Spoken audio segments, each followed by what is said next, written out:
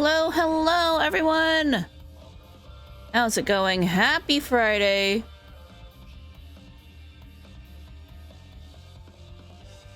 Hey, there we go! Welcome back to the stream, everyone. It's Friday, and it's the daytime. Wow! What a concept, right? I took a half day from work today because I had some stuff to do, but, yeah, we're here now. Okay, sorry, cat, jeez. The cat knows when we go live. I know we've been over this before, but let me just remind you guys, this cat knows. Oops, nope, that's the one I want to do. There we go, so I didn't click out, it's not weird. Anyway, hi. Yeah, we're gonna kind of pick up where we left off last time, but on, 6.25 content. But first, let's do the Halloween event. I love doing the events on stream so that I can have a record of them and then be able to remember how it felt in future years and what the event was all about and what we did. So, one of my favorite things about the Halloween event in 14 is that I have never missed a single year since 1.0. I've done them all. I got my little ghosty friends and everything.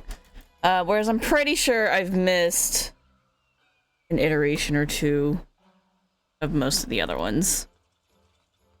But Halloween, I'm always around. Never failed. Always there. Anyway, yeah. Well, this is neat. We are in Gridania where it starts. That's the vendor. The Continental Circus has been around forever. What are you guys up to? All right, let's just find out what's going on. We haven't really interacted too much with the pumpkin heads.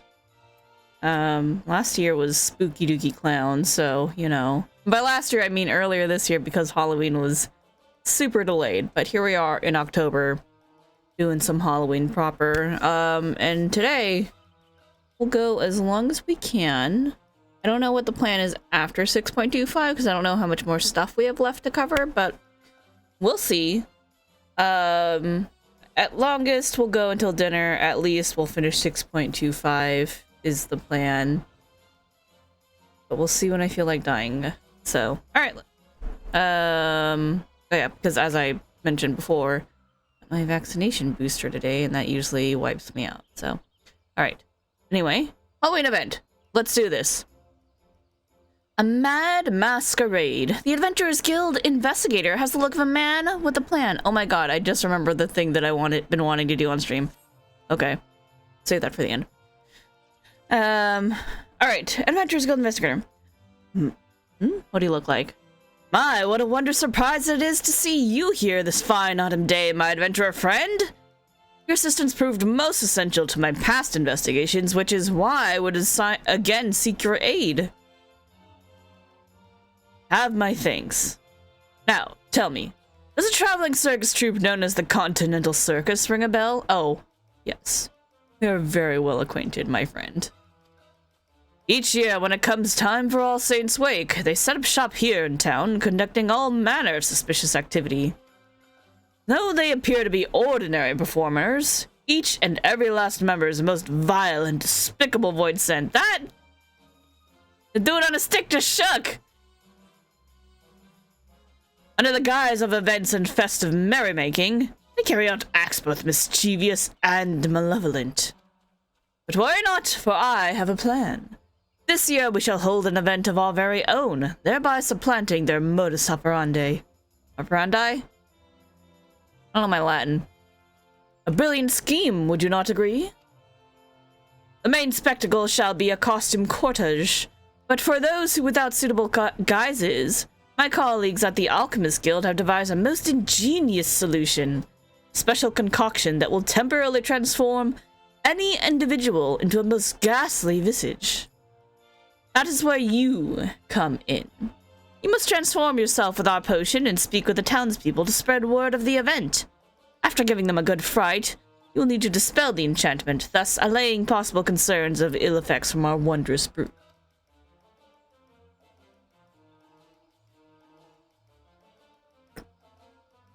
Sure, I'm in. Sounds weird, let's do it. 1,000 thanks! Oh, wait, what the fuck? Hold up. Hold up, hold up. Alright, there was like something weird on my manager. Alright. 1,000 things. I prepared a selection of 4 elixirs for you to choose from atop the benches beside me.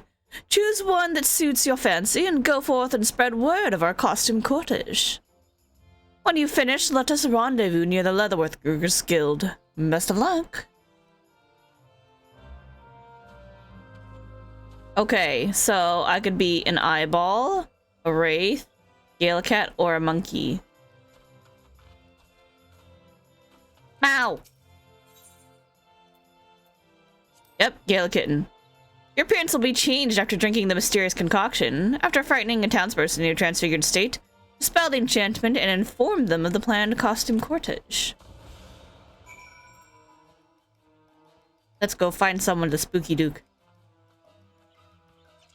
Meow! There's the real Gala Kitten over here.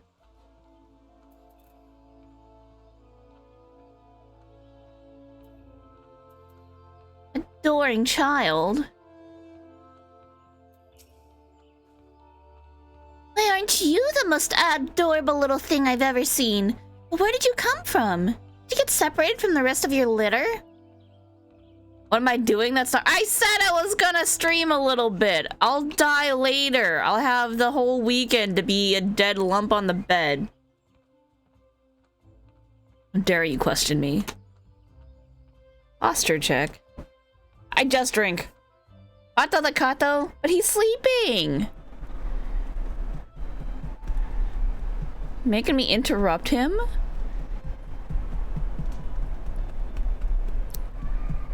Why is highlight so expensive? You're welcome. Because it's unnecessary.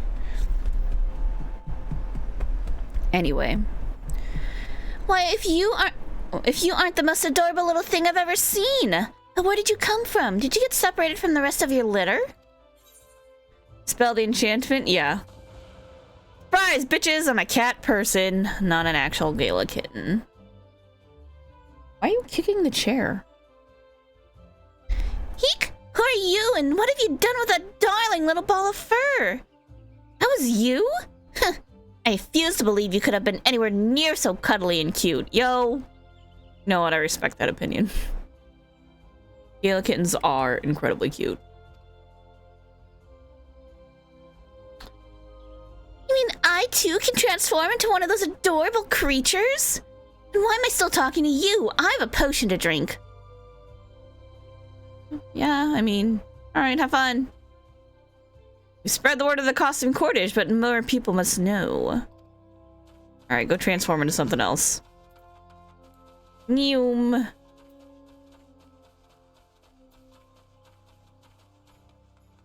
Are you making a pyramid of Momos with a finger in his mouth? Is that what you're doing right now? What if I turn into a Gala Kitten again? I'd be a wraith.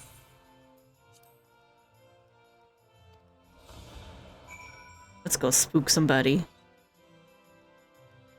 I know, Chiriko, you're so cute.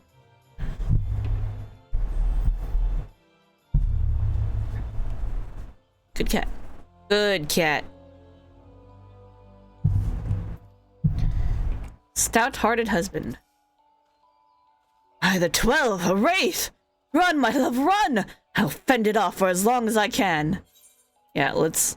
Don't kill me! Wait, I'm an adventurer!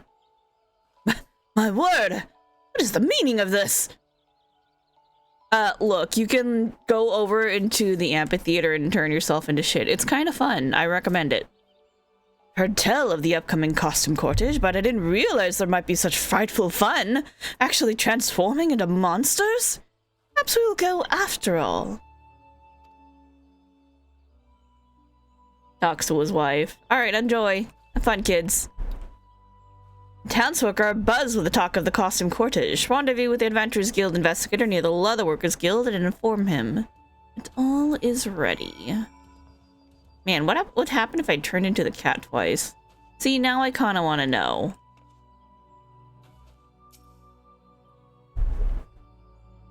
Kiriko, you're cute. I know, I know, I know, I know.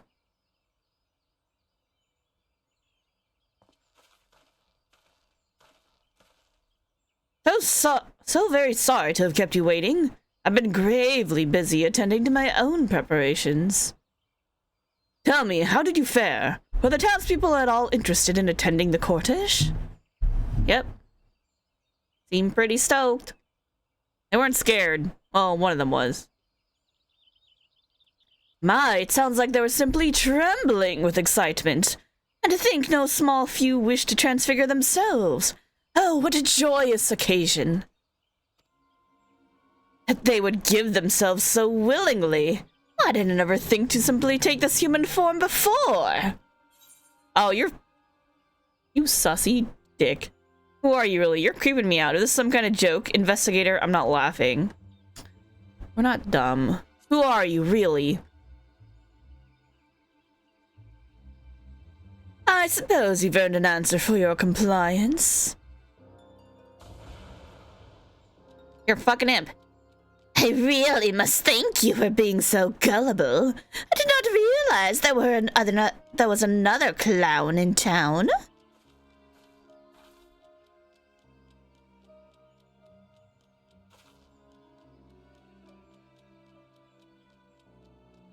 The fucking clown family again. Papa Gruff, my darling. It looks like all your hard work has finally paid off. Indeed, my beloved. All proceeds apace. Once I finish settling matters here, we shall enjoy a magnificent feast. Why? Why the clown kids again? Dear, oh dear, you appear to be confused. While the effects of the potion I gave you lasted for only a short while, the potion we've brewed for the townsfolk is a touch more potent. But with a single sip, none shall return to their original form. We shall harvest the dread that overwhelms their feeble minds when they discover this truth, and use it to summon forth our brethren. Then we shall have our night of devilry at long last. The Gruss will be the envy of all Voidsent and live as royalty. All is falling into place, just as I schemed. I just realized that his earring is a pair of lips. Smoochy smoochy.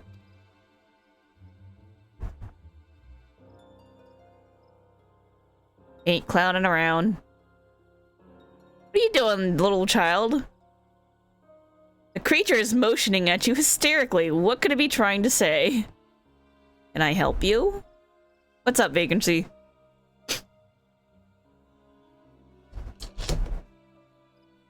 Oh. That's trying to make phone calls. Ah, yes, the investigator from the Adventurers Guild. The fool drank our potion with all the concern of a newborn babe. How fitting he will remain just as helpless for the rest of his days. Even as we speak, the townsfolk are lining up to be transformed, blissfully unaware of the monstrous fate that awaits them. And we owe it all to you. Indeed, you've done jolly good work this day. Oh, my sweet, you've never looked more dashing. Seeing as you've matters here well in hand, I'll return home to our little honeycomb and ready a feast for my hard-working husband. Blow and a kiss.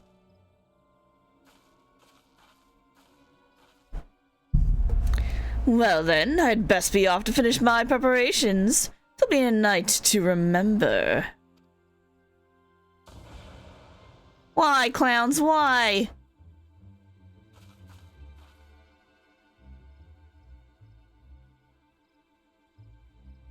You poor, poor thing. A lost child at wit's end. Perhaps I can be of assistance.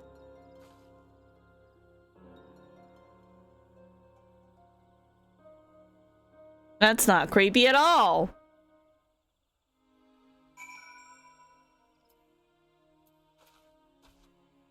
Agitated Ariman, hello. The creature motions at you frantically. If only there were some way you could help it. The Wake Doctor. Yep, that is indeed a creepy mask.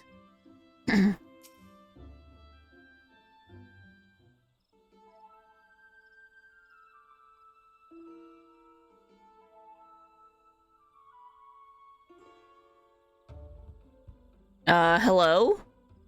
Why do you look at me with such mistrustful eyes, dear? Your invitation is quite misplaced. You're in league with Papa Gruff, aren't you? There's something off about you.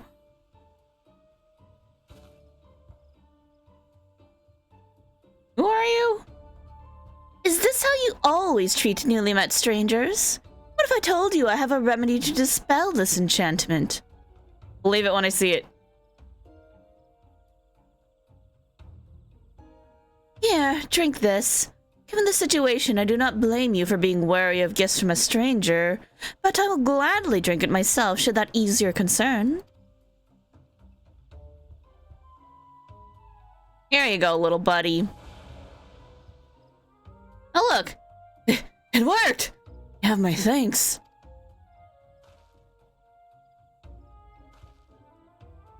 Oh, my friend. You are truly a sight for sore eyes.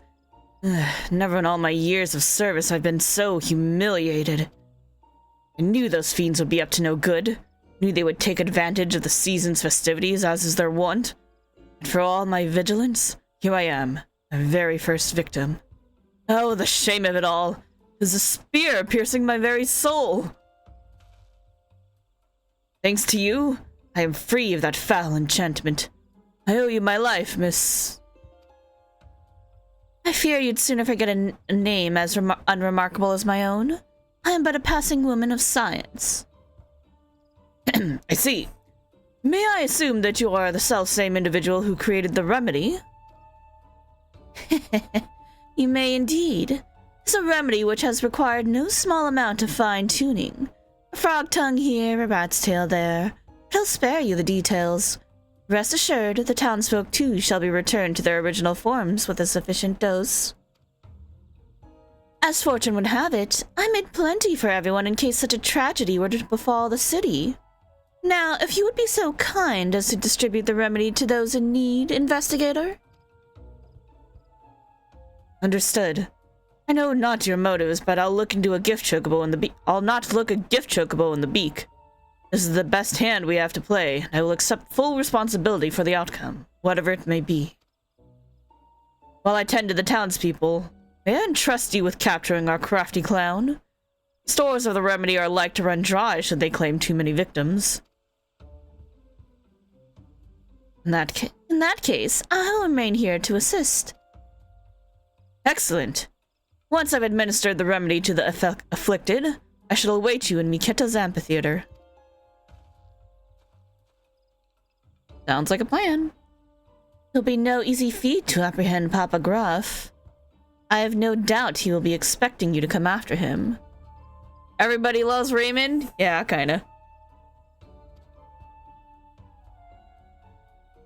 That is why I propose you give him a taste of his own medicine with a disguise. Ideally, the guise should be of one dear to him, one whom he would let down his guard around. What's more, I would suggest someone whose appearance you can recall clearly. You would never doubt his dear little Gruff. No, I can remember Mama Gruff's appearance clear as day. Let's become Mom. Hi, Time Mage Mizu, how's it going? Happy Friday? His love and joy! Perfect! He'd never suspect his dear wife. When you're certain his guard is down, give him one of my special cookies. I baked an ingredient that will return him to his natural demonic form. Are we sure you're not one of the pumpkins? Though I wish I could do more to help him, I am a little more than a simple doctor. An adventurer of your obvious talents is far better suited and accustomed to such risky undertakings. When you are ready, I shall provide you with a dose of my own transformative mixture. Are we ready? Sure, we're ready. Alright, let's do this. Become as mom. Shan't be hard to locate Papa Gruff. Knowing he prepares for the night of devilry, I suspect he'll be waiting for more void scent to gather. As such, he is most likely hiding in the vicinity of the riverbank, out of sight and out of mind. He will no doubt have returned to his guise as the Adventurers Guild investigator, so as not to arouse suspicion. Hey, Hank Baroob, did I say that right? Hi, how's it going? Welcome to the stream. We're just playing a little Final Fantasy XIV and doing the seasonal event. And also, there's a cat. Because the cat likes to be on stream for reasons. I don't know. Anyway, hi.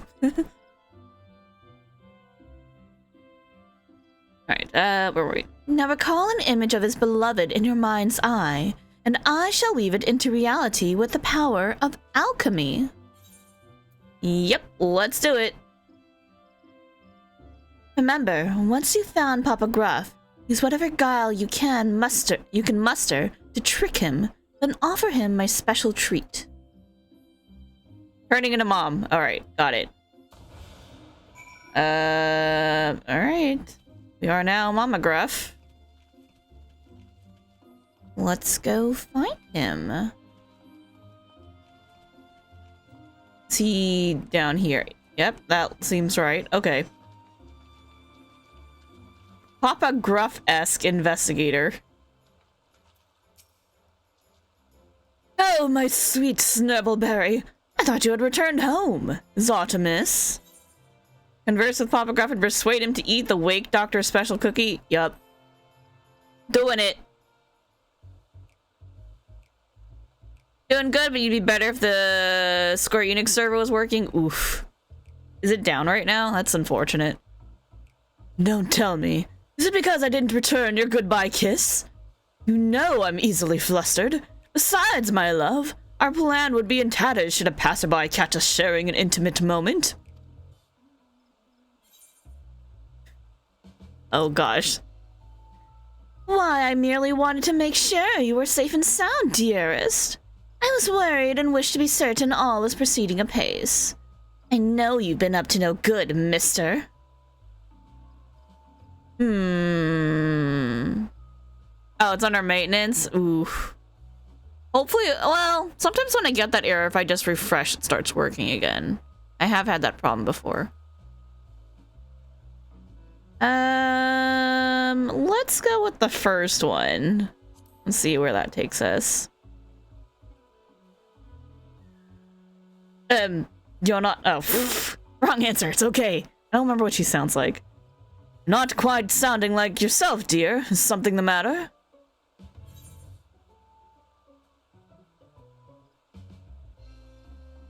Let's make sure all is proceeding apace.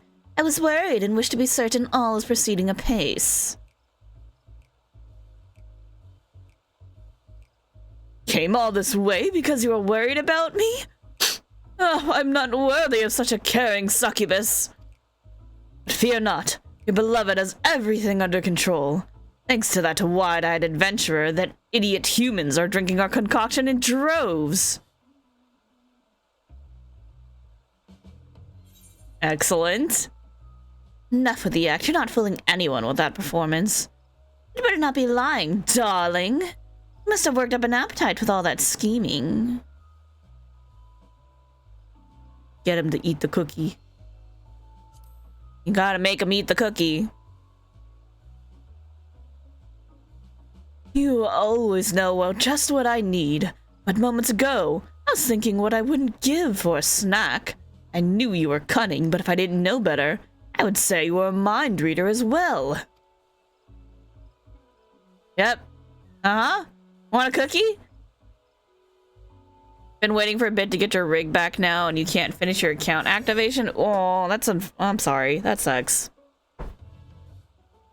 Computer under... well... Let's see. Waiting to get your rig back, I assume that, like, maybe your computer's being built or modified?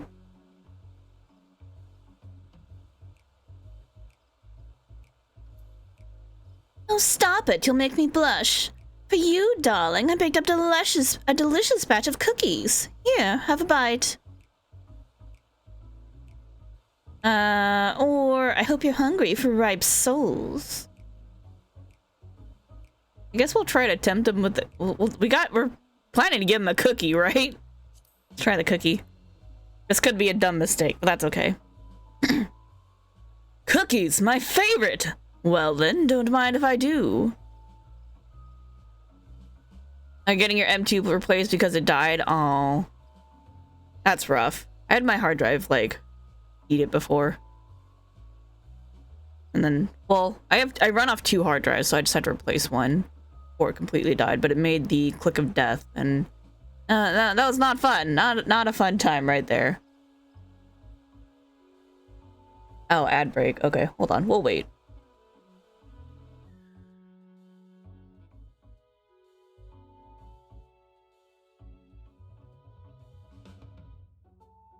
We'll wait for the people who have to watch the ads. We'll pet the cat.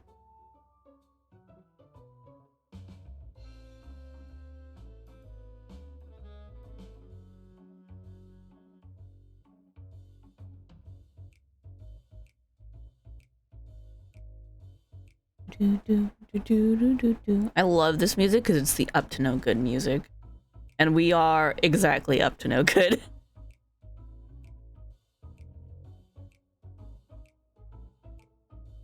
Alright, looks like 20-ish more seconds on the ads. Hey, cat, what are you doing?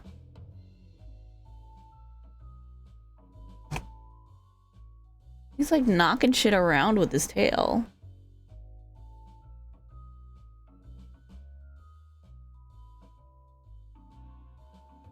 Alright, I think we should be good. Welcome back from the ad break, kids! I saw that it went off and I was like, oh, dang it.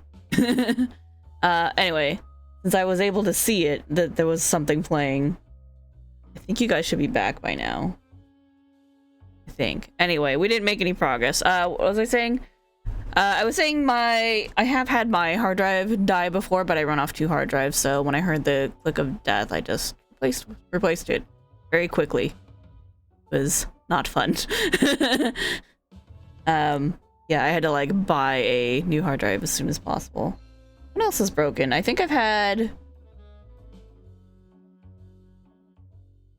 No, I think that was like the most urgent thing I've ever had to replace was when I heard the hard drive clicking, and then everything else was just like... I upgraded it as it was getting old, but before it actually died, so I've been fortunate in that regard. But anyway, now we can continue. Cookies, my favorite! Well then, don't mind if I do. Here, have some cookies.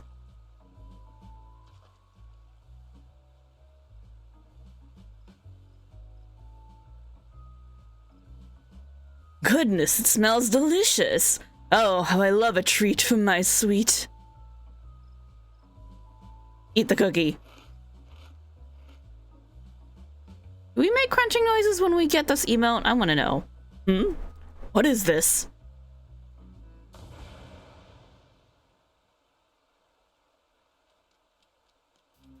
Joke's on you, now you're an imp forever, haha! What? What is the meaning of this? Who's the wide-eyed adventurer now, huh? Why, you conniving little... You may have put a damper on my plans, but all is not lost. Yes, if I start again now, all can be ready in time for supper. Surely you jest. All Saints' Wake is meant for all to partake in and enjoy. It was the pumpkin! Ah! This pumpkin has been around since the original 1.0 event and is always just watching and then kind of like indirectly interferes by pointing people in the right direction. Like, you know, very subtle interference. This is the first time they have taken direct action. I'm here for it. I'm like, when are you gonna like what? When are you gonna do something? Do something. That's cool. I'm here for this. You! It cannot be! The great gourd of legend herself! You poor misguided soul. Gone are the days when you might wreak havoc as you please. This truth I will drill into your head slowly and meticulously, until there is naught else you can think of. Have I frightened you, child? Forgive me, such is not my intention. I wish only for man and monster to enjoy the revelry of All Saints' wake in equal measure, nothing more. For mercy, his mischief was brought to a halt, thanks in no small part to your efforts. But if the day's festivities are to be cancelled, despite all we have done, the townspeople would still suffer for his transgressions. He has caused much grief, and I will punish him accordingly. So, I ask that you place your faith in me and allow the festival to continue as planned. There will be no further disruptions. You have my word. I'll stay on the lookout if it's all the same to you. No, I trust you. You and me, we have a history. It's fine. We're good.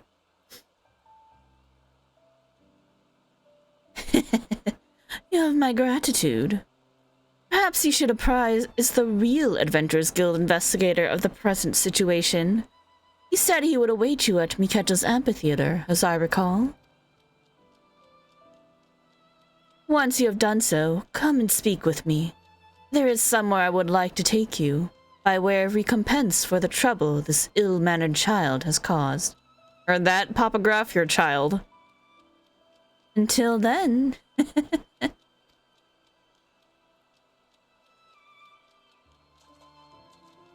Got his comeuppance. That was everything I ever wanted from the Halloween event.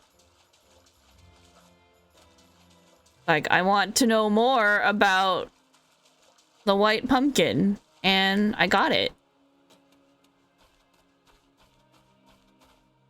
All these years of just hinting.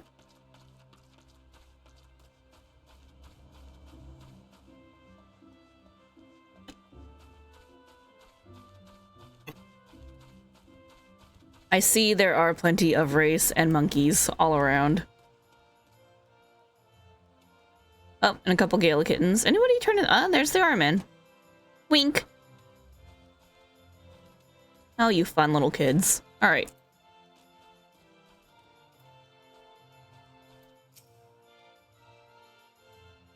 Ah, there you are.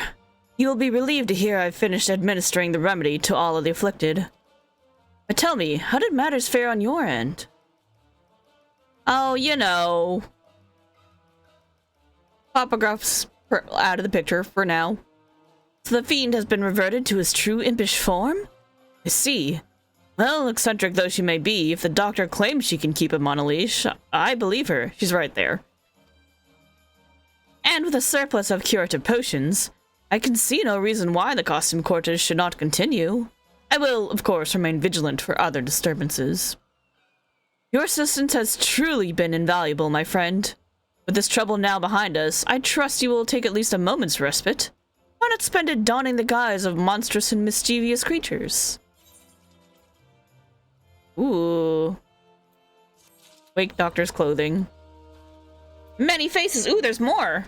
Nice. Alright, I'm here for it. Be our guest.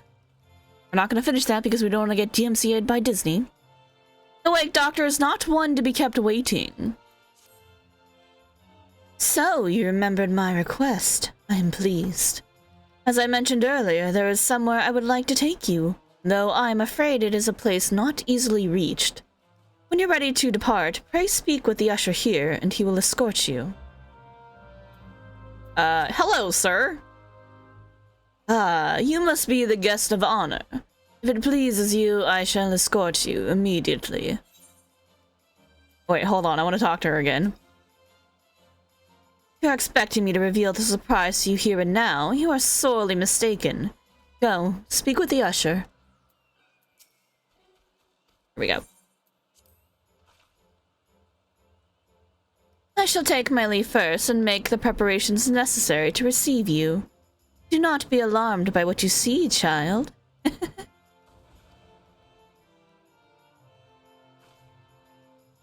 Shall not be far behind. Now, if you would follow me...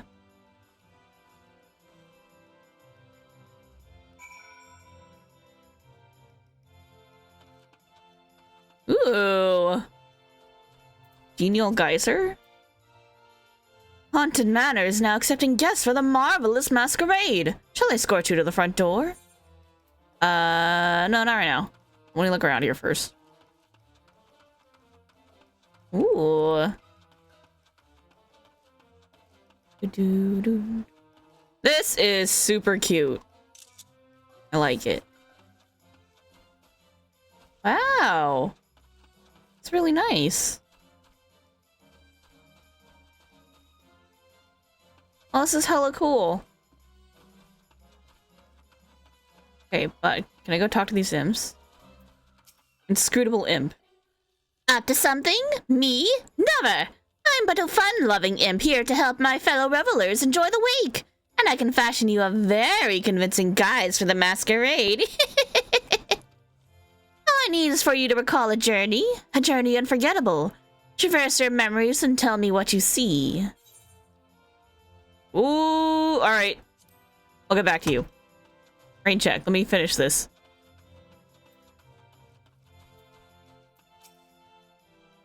Pumpkin-headed apparition.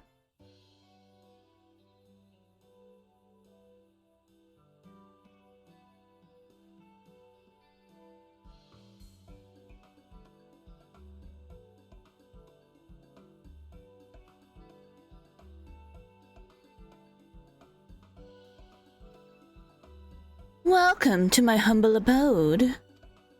Surprised to see I have a home of my own, are you? Even the Great Gourd needs a place to rest her head. That's cool. I have never invited a mortal to my home before.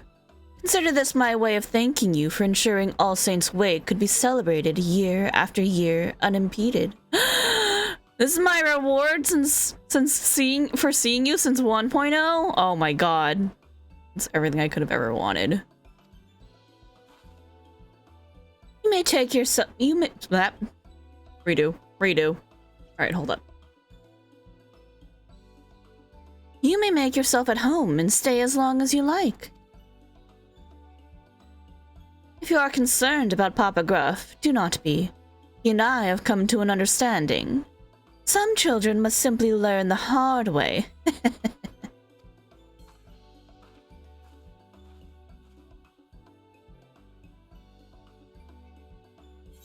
Neat.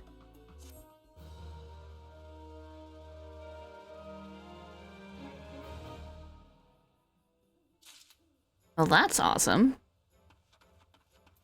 Alright, now I'm gonna turn into shit.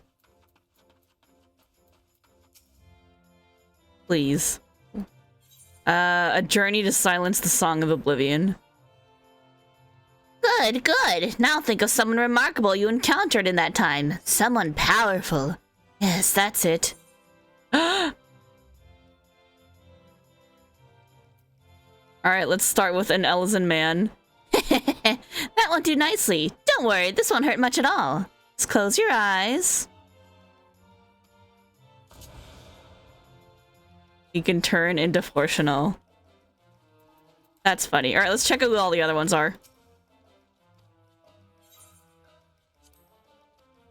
An Elzen man who serves as a respected member of the Forum. A compassionate Elzen woman determined to give her children a brighter future. That's gonna be, the mom, Ameliance. A Garlean man determined to restore the broken remains of his homeland. Maximus? Let's check. Oh, no, Julius! Neat. Okay, who else do you got? A Vieira man who travels the world in search of esoteric curios. That's gonna be... I forgot his name, but it's the Bun Boy Gleaner. Begins with an E. One of those things is like, it's at the tip of your tongue and then you just can't remember. A Huron man who crossed time and space to protect the star.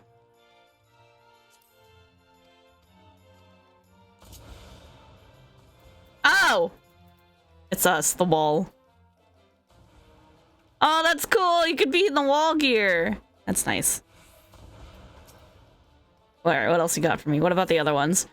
A journey to reclaim the night sky. A sagacious Makot woman skilled in the magical arts. In magic? Oh! Y'shtola. An elven man who reads the stars as easily as his tomes, Urianshe. A handsome Huron man who fights to protect those he loves, Thancred. A dainty Huron woman who chose to carve her own fate.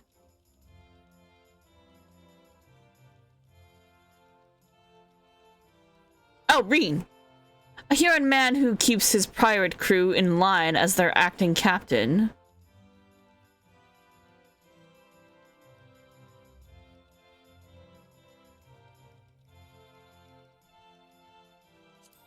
Hmm? Oh, Sicard. Got it.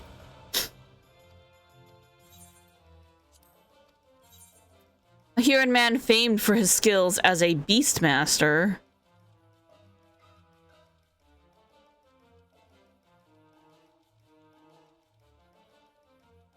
And an obstinate Lalafellan woman with a distinguished family, from a distinguished family of beastmasters. Is this a reference to Bozia?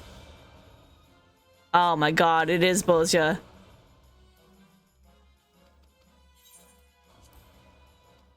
Wait, I want to be the little potato girl.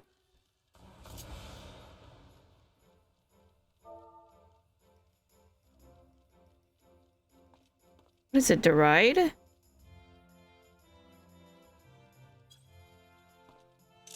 Yeah! Got it. That was what I want to do. Alright. Nice. That was fun. Alright, what else we got? What else you got for me? Cool Garland man who serves as legatus of the Empire. That's gonna be the creep dude with the milk fetish. Huron man who brought the night sky to a world flooded by light. The warrior of darkness. That's awesome! That's so cool. Alright, a journey to liberate lands near and far, so Stormblood. A dauntless Huron man of integrity from the far east, that's gonna be Hien. A devoted to RI woman who has mastered the arts of the shinobi, that is Yugiri. A haughty but valorous RI man with a yearning heart. An RI woman strong of body and stronger will. Where are these two?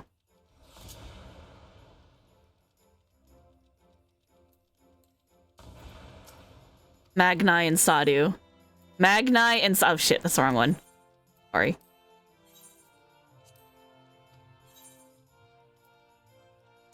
Strong body and stronger will. A sweet RI woman who lives according to her faith. That's gonna be Serena. A crimson garb Huron woman fleet of foot and fist. Lise. A Huron man whose strength and compassion made him a legend.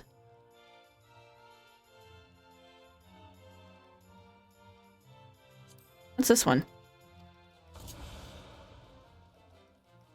Oh, shit! Tenzin! It could be Tenzin? That's cool. Oh my god. Things you can do with these sprites. Not sprites. Character models? Yeah, there we go. Anyway. A vindictive Huron man of savage political cunning.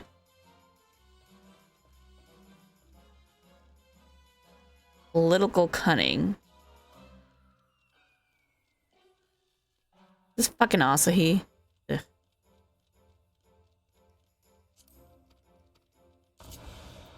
Yep, gross. Get me out of that. Hate it. A Garlean man who hunts the servants of darkness, that is Shadowhunter or Gaius. An erudite RI woman who holds the title of who holds the title of Archon. What is her name? She was in both Bozia and the raid, the Ivalus raids. Begins with an M. And Huron man inspired to take up the arms of his Alamegan allies. Or a Huron man inspired to take up the arms of his Far Eastern allies. So this is going to be monk or samurai. Warrior of Light. Because there were two! Super cool. Super, super cool. Alright, Unsavory Imp. Up to something, me? Oh, no, yeah, he's the same thing, but the other ones. A journey to end a conflict of 1,000 years. Blue-eyed Elysian man with a heart noble and true, Amherst. A tenacious half-Elysian woman who fights for what is just, Isail. A robed Lalafin woman with an robed Lalafin woman of the intellectual persuasion, Kryl. A proud Elysian man unmatched in the art of the lance, Stinian. A daring Huron man who lives free as a bird, Redbill. An Elysian man of noble birth, fond of gossip and hearsay. One of that jerk Knight of the 12 dude who, like, puts y'all on trial. Yeah, that asshole. A Huron man who turned his gaze heavensward. Dragoon! Cool. A journey to forge this realm anew. Alright. A jolly woman as gentle yet indomitable as nature itself. That's gonna be Connie Center. A stalwart Rogadan woman of unshakable conviction, Merwib. A rugged Huron man unmatched in loyalty and valor, Raban. A charming and compassionate Lalafin lady of noble birth, Nanamo. A courageous and clever Garlean man admired by many, Gaius? A wry and ambitious Garlean man who hates to be outdone, Nero. An eccentric Miqote man, crimson of both eyes and hair. Of hair and eye, singular. That's Grahatia. A compassionate Huron woman who leads a secret organization, Minfilia. A formidable Rogadan man recognized for his tactical brilliance.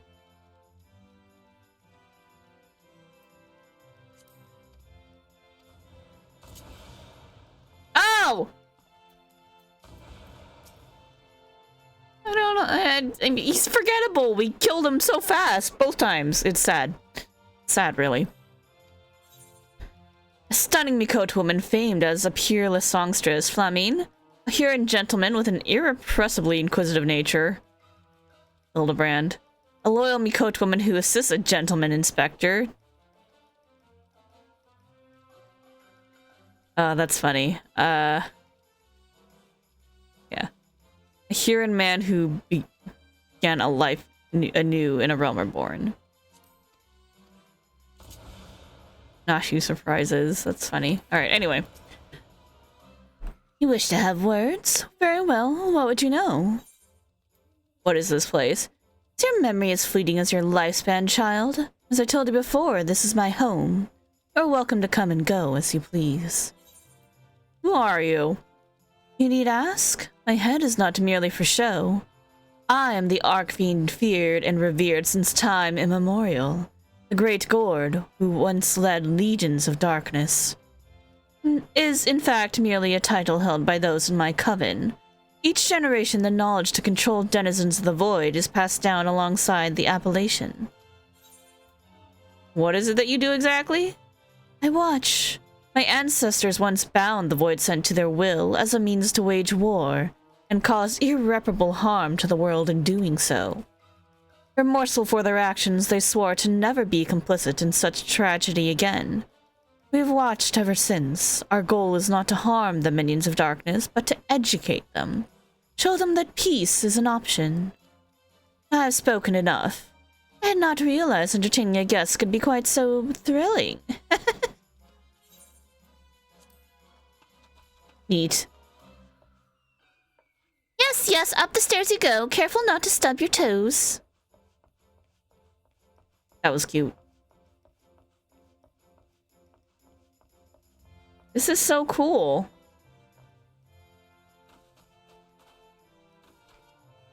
Then we can still go to the mansion from that other NPC. Oh. There's an argument and a patch. Pumpkin patch here. Hello? Look at my pumpkins! My wonderful pumpkins! Oh, you can have a little picnic! This is cute.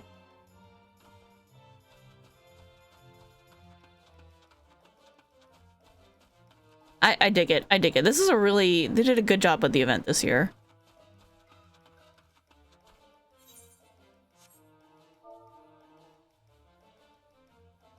Can I eat a cookie yet? Eat cookie? Damn it. Alright, let's check emotes. Or is that something I have to go buy?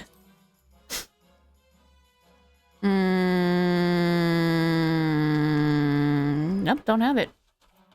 Gotta find out how to get it. Alright, I know you go to the manor, but we're still gonna go look.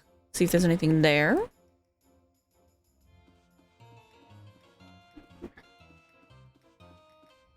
Is there anything up here? Other than, you know, take screenshots. Nope, okay. It's nice that they left this here. Unusual usher. Return to the residence. A sneaky hollow. That's cute. Go back to Gardania.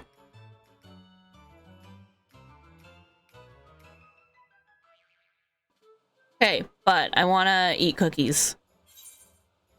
Oh, there you go. Pumpkin pleasures. An illustrated manual of steps required to sink your teeth into a delicious and crumbly autumnal biscuit. As if you are not already aware. Used to learn the cookie emote.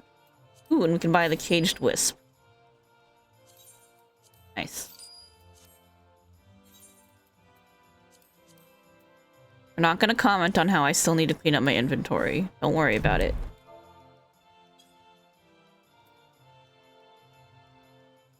Where's my crunching sounds?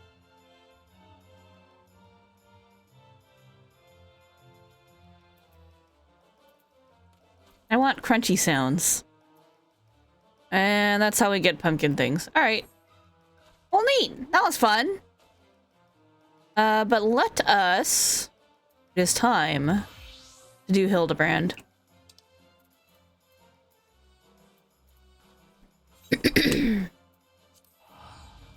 Time to get back to 6.25 content.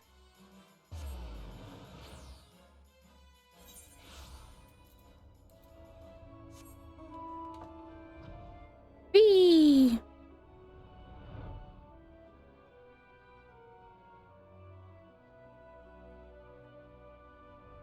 Ugh.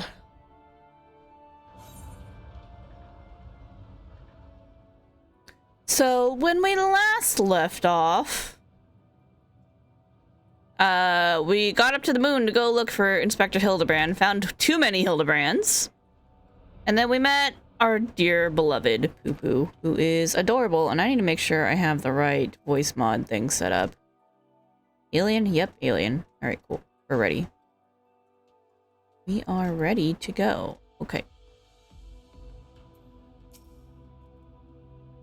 What's right around here? I wonder what other nefarious abilities the so-called amicable alien is hiding.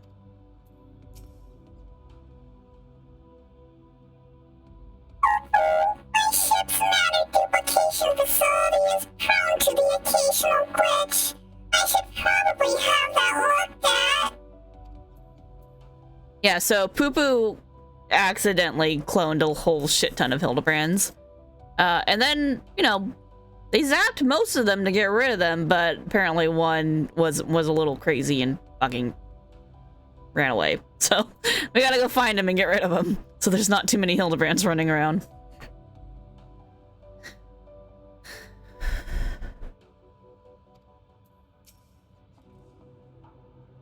I espy with my little eye no dashingly defective gentleman.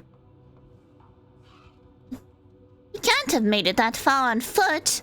Why don't we try searching the immediate area? Scan the horizon, that kind of thing? Then I suggest we split up so we can cover more ground. Nashu, Kirameki, and I will investigate the northwest. Right. I'll take these other two and head northeast. Splitting the party again?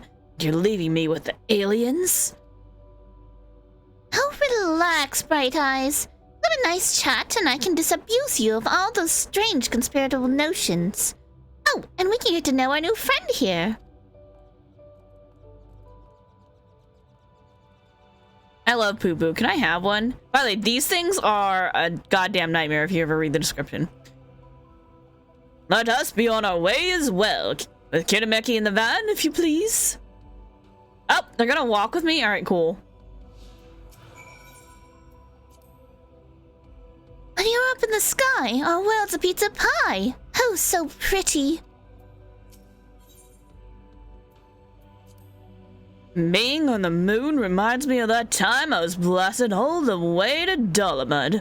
I do believe that was a personal best in terms of distance flung.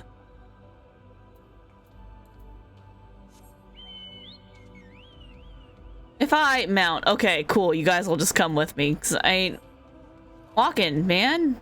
Why we gotta walk?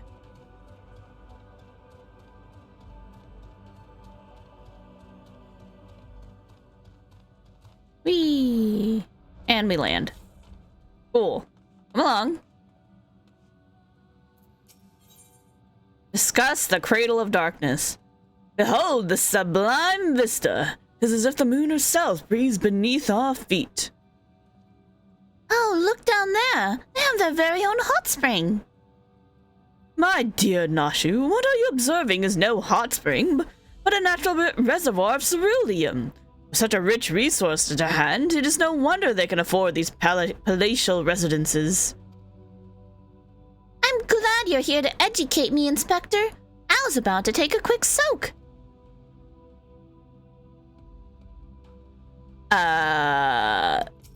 You're both wrong. Oh, look down there. They have their very own hot spring. Same convo. Alright, cool. Just starts the other way. Well, okay. Come along, children.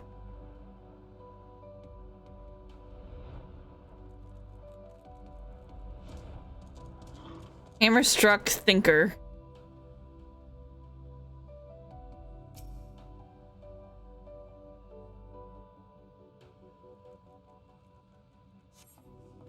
A goldsmithing hammer is lodged in the thinker's carcass. It appears to have been dealt a single swift killing blow. Oh, the bugs go big up here, don't they? This hammer! Surely it cannot be. Nay, not bear thinking about. Come along, nothing to see here.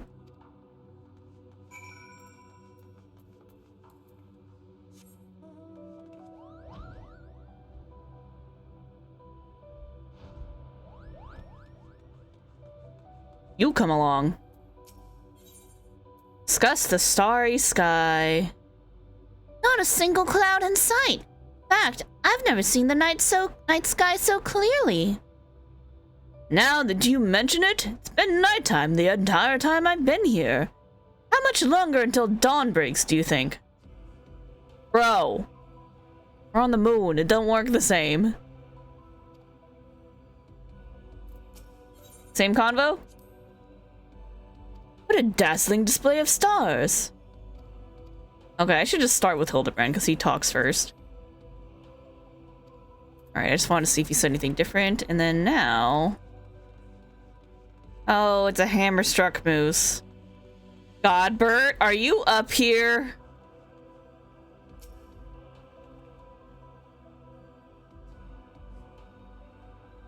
Yep. Another goldsmithing hammer, another killing blow that bespeaks unparalleled strength. Oh, it looks like he's yawning. The hammer stuck in his head spoils the effect, though. Cannot be here. Why would it be here? That's a goldsmithing tool, isn't it? Does look awfully familiar. And yet, completely unrelated to our case. Moving on, people, moving on.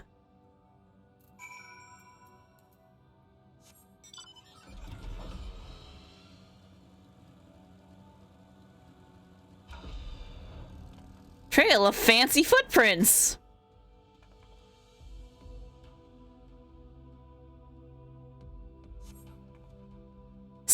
A set of gentlemanly tracks leads northwest.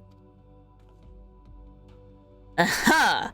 In the sand, in the snow, or in the half-film of moon dust, I'd recognize those fancy footprints anywhere. They're a perfect copy of mine. Our fugitive imposter must be just up ahead. Finally remembered what I was doing with Hildebrand. It's like, Bobby Fulbright. I sense a gentlemanly presence. He is close. Very close.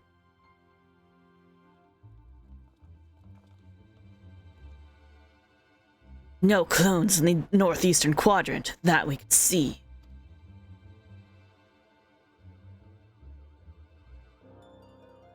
Hey, Poo Poo. That's clever. Master Poo Poo can scout for us from the air.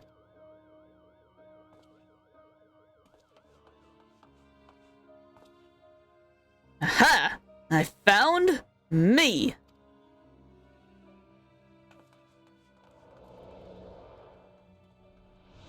Hi! I clone.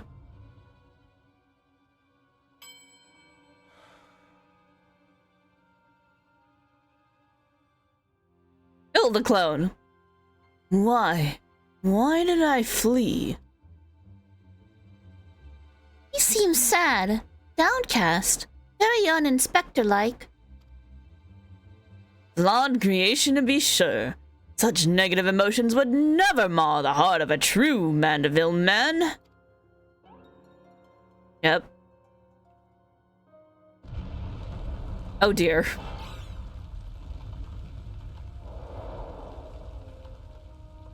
Oh fuck.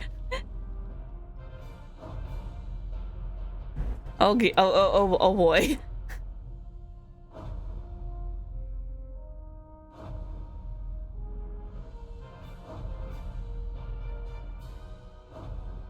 Oh dear.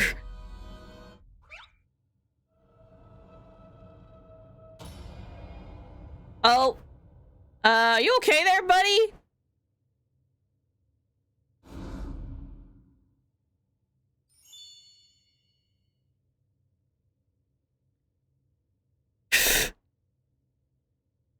Praise Thal for his patience. 'Twould seem my beloved Hildy has been awoken from his unnatural slumber. Oh god. Oh boy.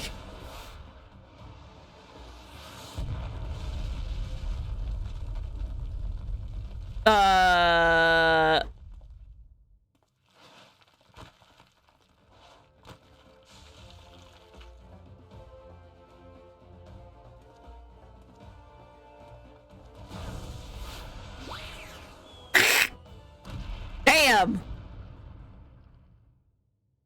Dodged twice! Abandoning my gentlemanly comrades to save myself? My pride in worse tatters than my maltreated wardrobe.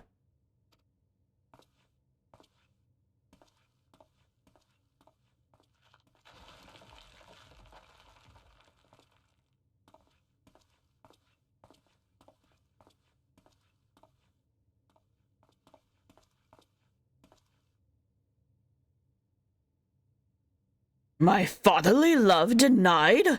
Unthinkable! Unless that is not my son.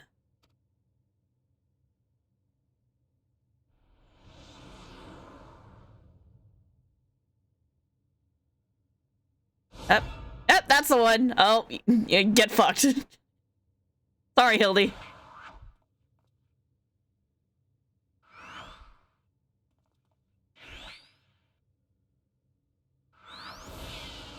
And there he goes.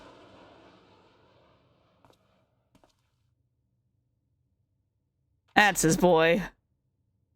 Oh god.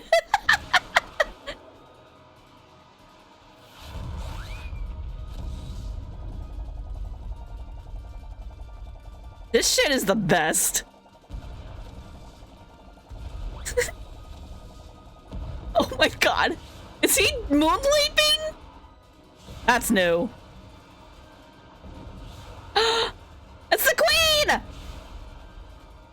She's beautiful. Oh, Argos!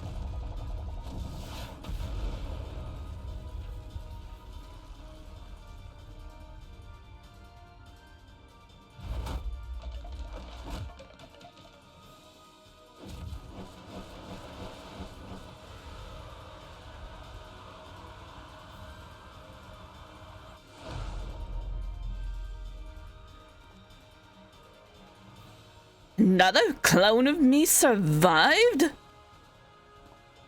I'll not turn tail and run this time, no sir! Hildebrand to the rescue!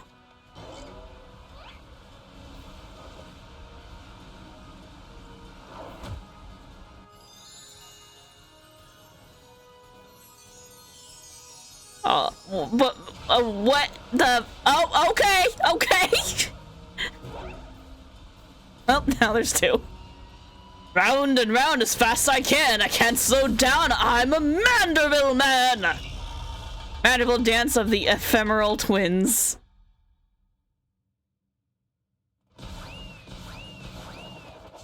Uh-huh.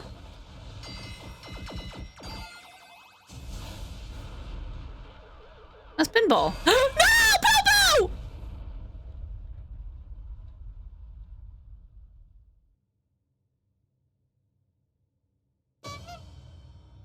Ah, right in the nostrils. Perfect. A+. Uh-oh. What? Maria ruined most of the cutscene? I'm sorry.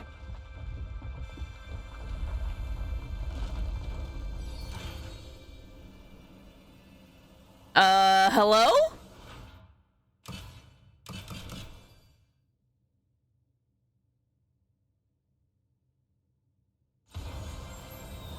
What? Oh, they're so cute! Oh, it's the dance! Oh my god. Can I have one? Rock those fluffy little butts. Ah, the ears! Wait! Huh?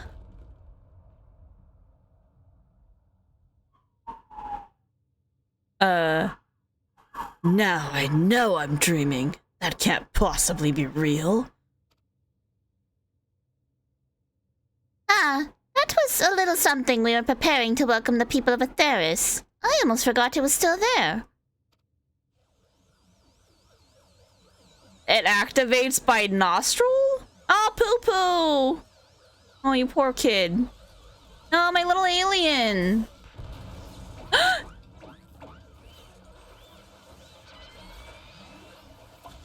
Oh dear. Uh-oh.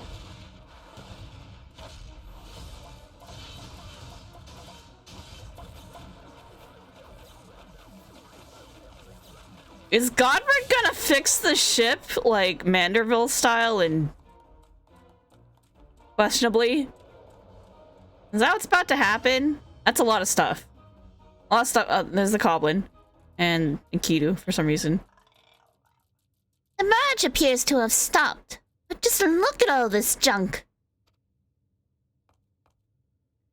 Please be sure to pick up your litter before you leave.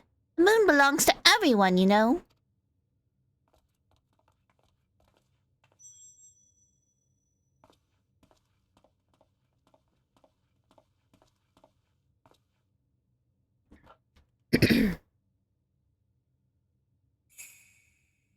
What's that? Oh-ho!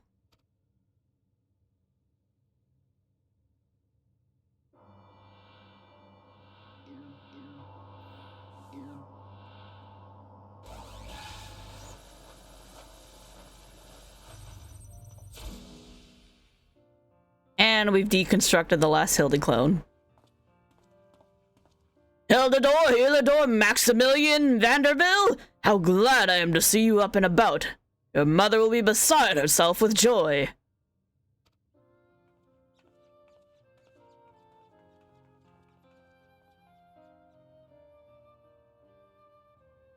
I only stand before you now thanks to Nashu, who stood ever vigilant at my bedside, and to Kirameki, who ferried my soul back from across the rift.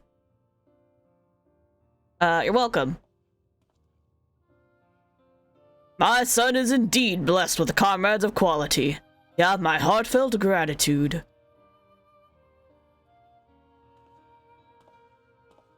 My little poo-poo. To you, Master Poo-poo, I extend my apologies, and in my excitement, I fear I may have broken your starship. There's aught I can do to help effect repairs. You have only to ask. Oops. Oh, wrong button. There we go. My vessel experienced a temporary malfunction, but there was no major structural damage. He says it's all good. No major structural damage, just, you know, little malfunction. It brings me relief and joy to hear it. Might I have a word, Kirameki? I'd actually come to the moon in search of a certain rare ore, and by Thal's good graces, my quest has been successful. That ore, however, is but the first step of a longer saga. Meet me back in Rosladhan, and I will explain the role I wish you to play. Ooh, is this the part where we get weapons? Down. Yes, I think it would be best we make the journey starwards. We'll not find Master Poo-Poo's friend from up here unless someone packed an extremely efficacious spyglass. Anybody? No? Home it is.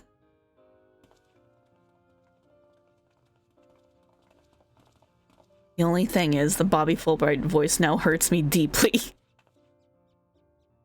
For years, I've chased after the supernatural and the inexplicable, but to encounter so much of it in such a short span of time, my mind still reels from the implications. Yet, I must keep my gaze focused beyond the veil. A chance like this comes only once in a lifetime. Truth is out there. Again, why the nostril activation? I don't know. What?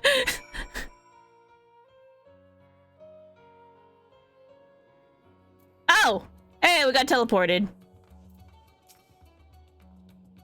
Now begins the hard work of compiling my notes into a structured account of events. There's so much to say, I may need to stretch this over several articles. See? I told you I recognized those hammers. Good inspector never forgets a tool. Don't even worry about the cones returning to plague you.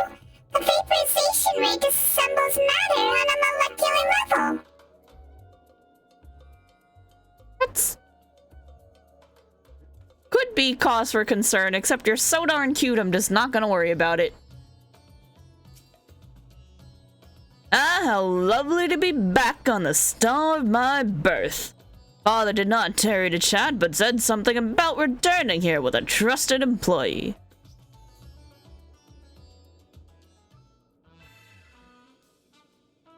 Well, we've no time for further familial pleasantries. Nashu and I must devote all our mental energies to the case of the silent correspondent. Okay, but is the associate of Godbird gonna be Geralt? I need to know. Or is it Rowena? Oh, potato!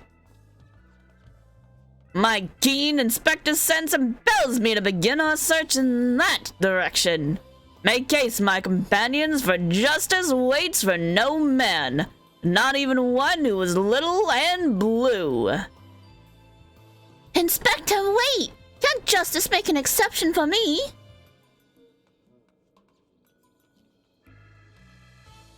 This channeling appears to be remarkably effective. Fascinating. Yes, most fascinating indeed. Kirameki, forgive me. It seem to have been laboring under a misconception. After spending some time with the Xeno Bunnies, it has become clear to me that they have not the slightest intention of invading our star. They are no threat to us. Good, I'm glad you believe so, but I'm also suspicious. But he is. Know of whom I speak? A devious Master Poo-Poo and his diabolical devices devised solely for world domination. Bro, you leave that poor little blue alien alone. I shall have to investigate him further to learn the intricacies of his plans, but I may require your aid, not to mention your interpretation. Okay, I'll even pay you a retainer fee, so please, when the time comes, join me in my quest for the truth. Only to keep you out of trouble from harassing the poor little alien too much. Oh, neither Geralt nor Marina. Okay. Ah, Kirameki, my apologies for the wait. Shall we proceed to business then? The task at hand concerns nothing less than a family legacy. The recreation of the historically significant and astronomically magnificent Manderville weapons. They were the designs of a distant ancestor, you see. While the originals have long since vanished, the manual containing the secrets of their construction survived. A precious heirloom passed down through generations of Mandervilles.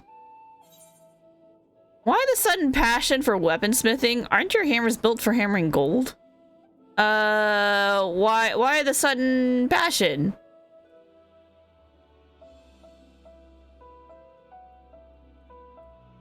'Tis true that as a goldsmith I've had little occasion for crafting implements of war.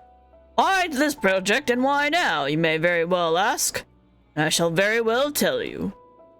Tale begins not so long ago. I was here in Razadhan to discuss a deal with an up-and-coming merchant. The matter in question was an acquisitions proposal. Last the talk soured, so I made preparations to depart. It was then that the sky burst into flame. You know all too well what horrors followed. I did my best to defend the citizenry from the beasts which spawned, yet I could not save them all. Save far too few, in fact. The memory of it haunted me, day and night, and I found myself unable to work. And then I heard the news of how you and your companions had ventured forth to banish this evil at its source. You forged on in the face of deepest despair, and it gave me the courage to do the same. Took a good hard look at the looking glass and asked, what can Godbert Manderville do to safeguard the people of this star? Thus did I realize that I had both the knowledge and the skill to forge the greatest of weapons, that I might empower others to protect themselves and their fellow man. So I began going down the list, acquiring the necessary materials with single-minded purpose. One of these was a goodly chunk of purest Mandarium ore, a metal found exclusively in meteorites, and that only rarely. Mandarium ore? Is this an ore first discovered by one of the ancient Mandervilles? Is that what happened just now? I searched high and low, scouring impact sites and consorting with kobolds, all to no avail. Then, when none was to be found on Hydaelyn, set my sights on the moon, where I at last obtained a sizable sample. Now I say at last, but the list of materials goes on. If I'm to collect the rest in a timely fashion, I must employ the help of a comrade of quality. When you can spare a moment from adventuring, or aiding my dear son in his inspecting, pray drop a word in the ear of my manservant here. Hello, manservant. I shall clear my schedule of trivial interruptions, and we can proceed with the recreation of a Manderville weapon forthwith.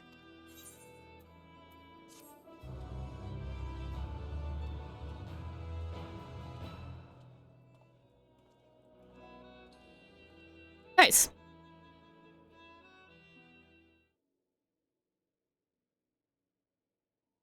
Meanwhile, elsewhere in Razadhan... Oh boy.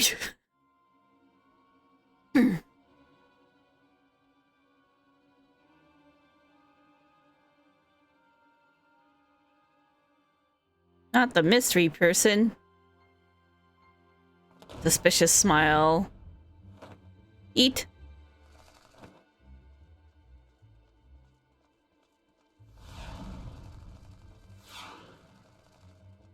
The fuck?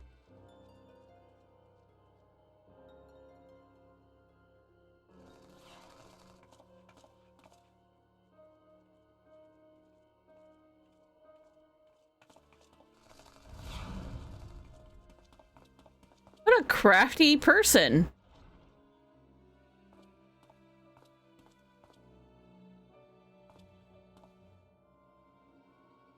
Here for Dr. Luge?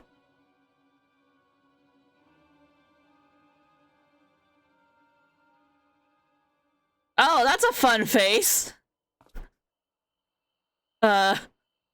Concerns? Sound the alarm! A prisoner is escaping! Kinda. Being carried away. A prisoner's being carried away!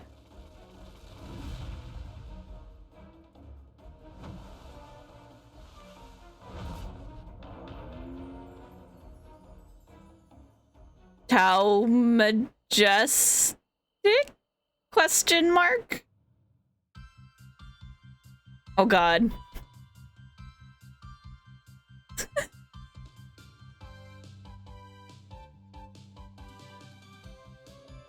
On solid ground or far out of this world, beyond the truth lies the weird and absurd.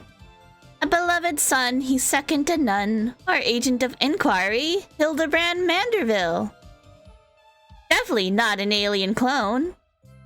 See you, Inspector. Aw, the depressed one's so sad! Why do I exist? I'm not a true gentleman. I'm just a failure. Hello, weird man. Our time on the moon truly opened my eyes, Kirameki. I mean to keep them open. I know not what Master Poo-Poo is planning, but it falls to you and me to find out. He does need a slap. Let's do that right now. Bro, stop harassing my little blue friend. Alright. House Manderville Manservant, what up? We get a weapon! One at a time. Yep, let's do it as White Mage. Get it each time during the escort mission? Nice. Make it a Manderville! The House of Manderville's manservant has been patiently waiting to speak with you. Mistress Parfait, how wonderful to finally speak with you. Your cooperation in Lord Manderville's weaponsmithing endeavor is highly appreciated. Regarding said endeavor, we've borrowed a corner of the high crucible in which to base our crafting station. If you'd be so kind as to follow me. You know what makes me really happy? That they finally added a fucking Aethernet point there, because I hated running there. I was just like, why? There's closer ones than this one, and yet you don't put one down there. And then they finally added it, and I'm like, okay, all is well. I'm not gonna bitch about this anymore. A humble base of operations. You'll no doubt be coming back and forth many times in the days ahead, so I strongly suggest that you attune to the city Aethernet, if you've not done so already. Of course I've done so. Who do you think I am? Otherwise, I trust you're all set to proceed. One moment whilst I inform Lord Mandeville of your arrival. Snooty Butler voice, go.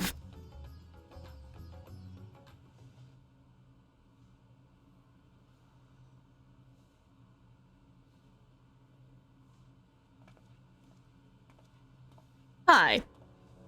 Oh, welcome, Kirameki, welcome! With your stalwart assistance added into the mix, I have every confidence that this adventure's forging will be a complete success. And so, let us begin with a detailed exposition on the history of Manderville weaponry.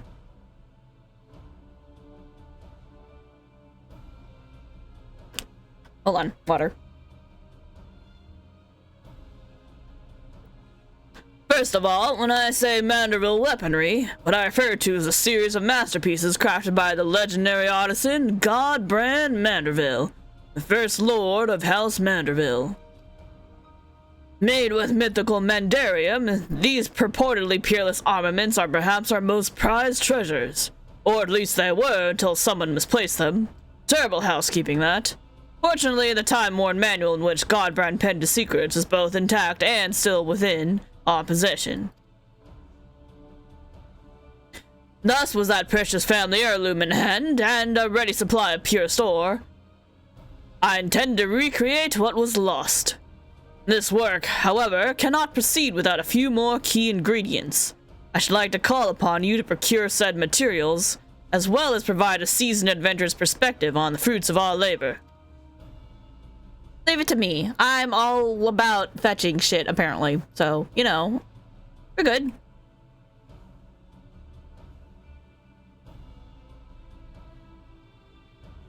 Excellent. I knew I could count on you. As a goldsmith, crafting weaponry is akin to venturing into unknown territory. I would place my trust only in the most proficient guides. Speaking of which, may I introduce one of the very best in the business? Come on over, my friend. Is it Geralt? Let it be Geralt. Geralt. Yep. Hi, buddy. Every damn time you're always here. Ugh, bloody hells. I had a feeling you were the adventurer's lordship mentioned was helping out. Fly on a shite when you catch a whiff of shining weapons, ain't ye? Ugh. You don't seem too eager to be here. Come on, this will be fun! We've had so much fun since 2.0. It'll be fun. Come on, let's do it. You know, you love making the weapons and, like, seeing how far you can push yourself. And, you know, I'll get you booze. Oh, hi! Like a barrel of plague-ridden pisces! Look at this gill-addled dandy I'm forced to hammer for. I'd rather drag me stones across hot coals than forge yet another riddled bastard's trinkets. Not making it for him, you're gonna make it for me. At the way of it, then. I contacted Rowena, hoping to employ the talents of yours' finest smith. But as you clearly have no interest in providing me with your services, I shall hire another artisan. We can put this talk of stones and coals behind us. Wait. Got me all wrong, your lordship. That was just a bit of Smitty humor to lighten the mood. I'd be honored to work on your Manderville weapon. It's for me. You're listening. So here's the thing. I already spent the coin this job will bring me on some right fancy bottles of Thavnarian liquor. Can't afford not to do it. So that means we're back in business, yes? Marvelous. As long as I get my shit. It's bloody splendid, it is. Your crew is all present and accounted for, so let's get to smithing. There's not I'd like to do more. Presently, however, there are 3 conundrums which stand between us and making any Manderville armament a reality. First of these is devising a method for working the Mandarium. From what I've been able to decipher from the manual, the process is quite demanding. Give him some booze, he'll figure it out. Here, just leave that to old Geralt. I've yet to meet a metal I can't beat into shape. Oh-ho! Then I shall cede that chore to your artisanal ingenuity. Second is the crafting of ornamentation, which will amplify the weapon's etheric intensity. If it's a sturdy blade you need, then I'm your man. But fiddly bits or decoration are not in me smithing wheelhouse. And 'tis fortunate that fiddling with bits is most assuredly in mine. These are gonna be fucking beautiful. Though it shall no doubt be a challenge, creating suitably exquisite adornments is a task well suited to me and my goldsmith and hammer. As for the third and final problem wanting for resolution, we require a vial of Exalmanderville. What? Exalmanderville! One has access to an industrial-sized alchemical furnace. It should be possible to extract this superlative mineral oil from the Mandarium-rich meteorites. assuming I've understood what I heard of the process. The Salamandra wasted oil is the key to maximizing ethereal conductivity. You okay?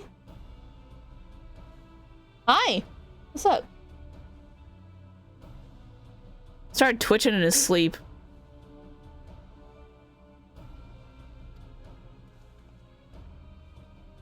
And thanks to the good graces of the High Crucible, we have the extraction apparatus we require right here. All that remains is to collect 3 or so goodly chunks of Mandaria meteorite. That'll be your charge, Kitameki. Go fetch it. Alright, where do I get it? Right then, I'll see about preparing materials for my share of the workload. Now start stoking the flames. Sounds like we'll need them nice and hot.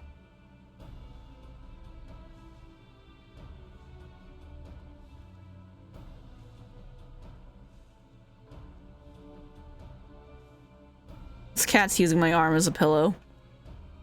Oh, Marina asked me to tell you something. Seems like one of our lackeys has also bloody conveniently set up shop over by the aetherite. And just might have the meteorite chunks we need. Oh, really? How? Last by the name of Jabruna, I think it was. Save you some searching, but she's sure as shite ain't giving out skyrocks for free. Alright. Let's see. Let's figure... Manderville Weapons, a saga of hammers and heroes. Oh, come back. You go back to sleeping on my arm. I didn't mind. I moved too much. He said I moved too much.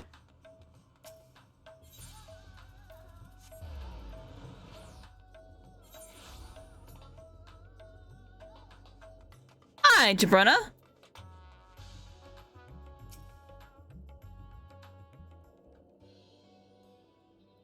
You must be the famous Kirameki. Mistress Rowena said to expect you and to assist with any procurement requests. I need the Manders something. Yeah, that one. Mandaria meteorite? Why, yes, we happen to have cornered the market on that particular asset. Only so many of them fall from the sky, you see, and collectors offer top gill for such rarities. In your case, however, I've been instructed to request payment in an alternative currency. Say it with me now. Hard labor. Elegant tome stones. Fine. Going rate is 500 elegant tome stones of astronomy for 1 chunk of Mandaria meteorite. I'll be here whenever you're ready to make the trade. Good, I've got plenty of astronomy because I didn't know what to do with it. I was like, I don't need to buy anything right now. I need 3. Thanks. Sweet. Easy peasy. Step 1, easy. Thank God they put this Aethernet here.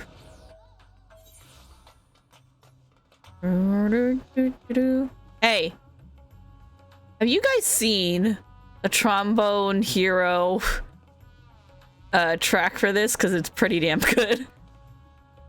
Because there's actual trombone in this. Anyway, back to the... Yeah, anyway. Back to the game. Well, don't just stand there with your thumb up your arse. Let's see the goods. Here's your Mandaria meteorite. This fist-sized hunk of meteorite contains rich deposits of exceedingly rare Mandarium ore. Provides a small quantity of mineral oil when subjected to a unique extraction and refinement process. Here you go.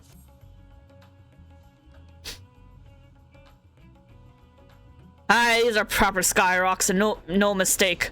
Godbert's not back yet, but I reckon we can get a head start on extracting that special oil of his.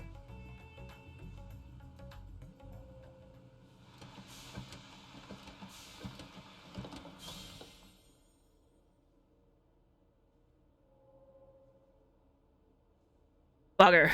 This might as well be cooking grease for all the conductivities it's got. Must have botched one of the steps. But which one? Pretty sure I followed them instructions in the damn letter. There's no fault in your process, Master Geralt.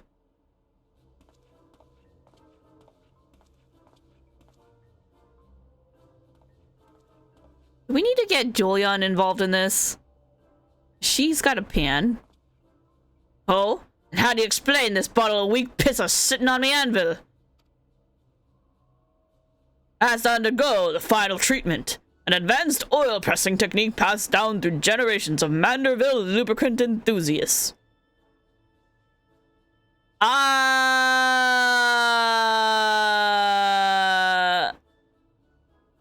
Manderville and lubricant in the same sentence gives me some concerns. I'm hoping that we do not have to rub it on his body and extract that oil.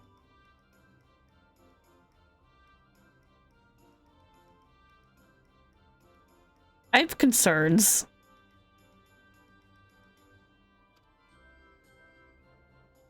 It'll take more than some enthusiastic oil pressing to bring this liquid up to snuff. Oh, ye of little faith, observe. I'm scared.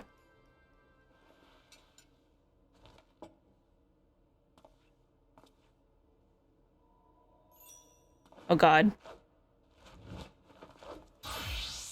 I'm scared. I'm just like, I've seen too much shit. I've seen too much of this shit to be surprised.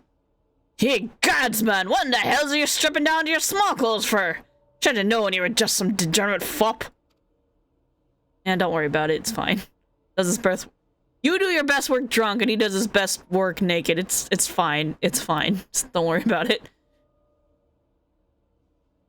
Patience, Master Geralt. This is merely the prelude. I'm scared. Hold the mighty squats of a Manderville man!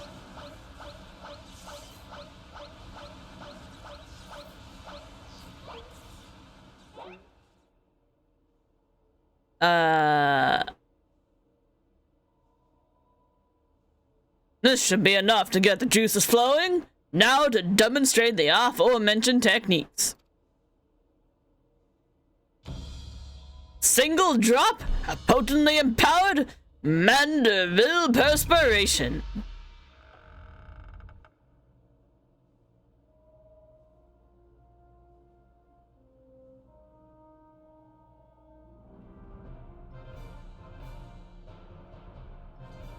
The fuck?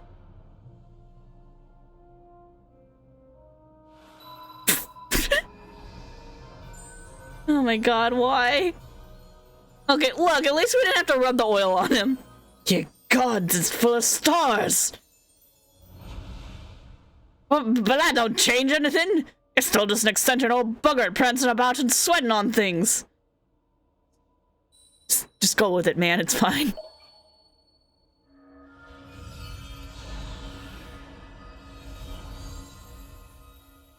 How did that increase the volume? Maybe so, but look closer, Master Geralt. This is the Exile Manderville made ready. What do you mean, ready? All you did was add your drippings. Bugger me. Impossible. Don't suppose you're gonna explain this, are ye? One does not simply reveal the tricks of one's trade, especially long-guarded family traditions. As a fellow professional, I'm sure you understand. Aye, well, makes no difference to me. Wouldn't be caught dead doing them creepy poses. Oh, you will, Geralt. You will. By the end of this, you, too, will be doing the Manderville. And you're gonna like it. Facing banter aside, I do believe this puts us in possession of all the necessary components. It's your time to shine, Master Geralt. Oh, I'll shine you, alright. You're a cut above the average craftsman, I'll grant you that. But you've still a few rungs to climb. Just shield your eyes, ladies and gents, cause my work is positively blinding. Have you drunk yet? You do your best work drunk. Did we get this man a drink?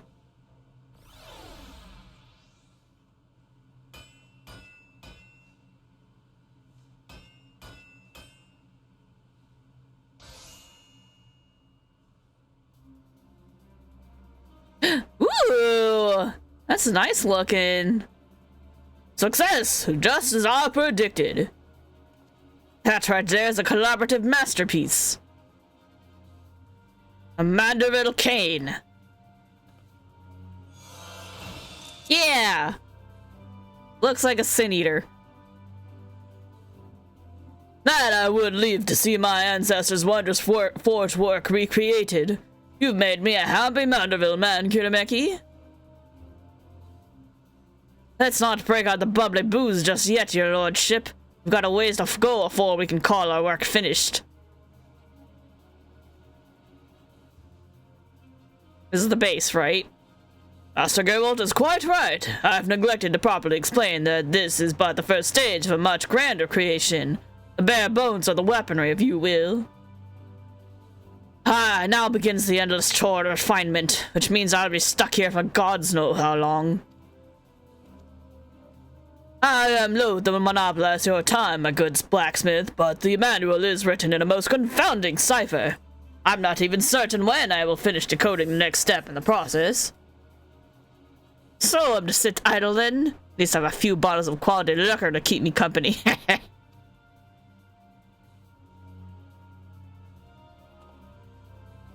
A regrettable yet unavoidable delay. Let us reconvene when the manual has given up its secret, shall we? Sure. Meanwhile, I leave the weaponry in your battle-hardened hands. When next we meet, your report of its performance will be indispensable in guiding our improvements. Ah, and should you wish to experiment with a different variety of Manderville weapon... Why? Why? And this highly trained House Manderville artisan is at your service. I've imparted him the necessary techniques for facilitating this initial stage of crafting. It requires only a contribution of Mandaria meteorite to forge a weapon of your choosing. Okay, but what about the sweat thing? Is he... another near-naked bastard? What do Manderfolk have against trousers? Bro, you don't got a shirt.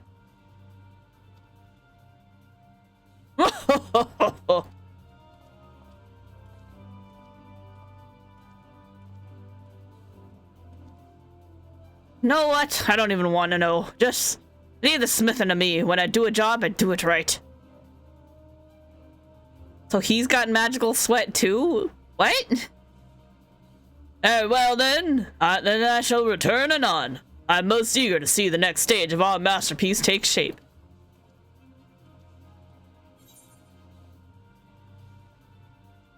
Ooh, 615. But I already have the 620 weapon. Repeatable quest. Yep. Yeah, we've unlocked the weapons. Nice. Manderville demands. Hammering it up, Manderville cane. Make it a Manderville. Healer 615 is superior, is it? I didn't actually look at it yet. Let's compare. Item comparison.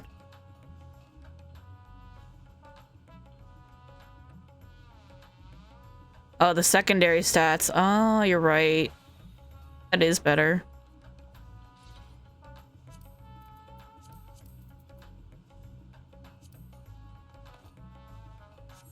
I wanted to do more. Do more. Better do more when you get cooler. It's kind of nice, though. Looks better than the other one, at least. You're surprised with your shuttlecraft? What? There ain't much you can do until his lordship is done picking apart the next passage of his great granddaddy's instructions. You've no patience for waiting. Might be as you can ask your Master Smallclothes to forge another type of Manderville weapon. Not to worry, I'll be around to see it all comes together good and proper like. You're everywhere, my dude. Alright. So, let's see. What do we have time for? Not too much. We're gonna do story time. I think there were a couple tales that I didn't read yet.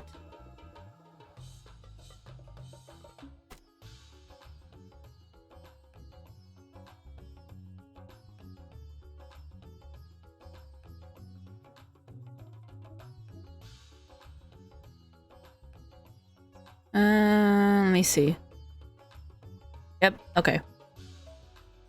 We have... Let's go to Charlene so we can get some nice background music while we do this. We're gonna do story time. I haven't done story time in a bit. Let me make sure I'm on the right window here.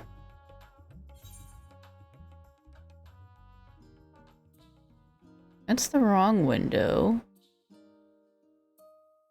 I need you to be on this one. There we go.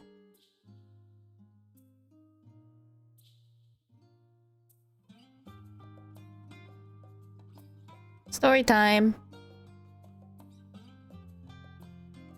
There we go. All right. So we're gonna read the last two entries in Tales from the Dawn. I've been meaning to read them for a while, and I just either ran out of time or eventually forgot. So we're gonna do it now, and that'll be our last thing for the day. And then I'm gonna go eat dinner. Actually, hold up. Before that, I think I need to see if I can order dinner. All right, 1 second. I gotta check something.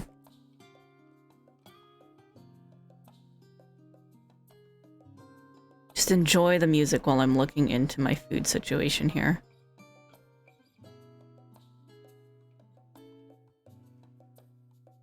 Ooh, they're open.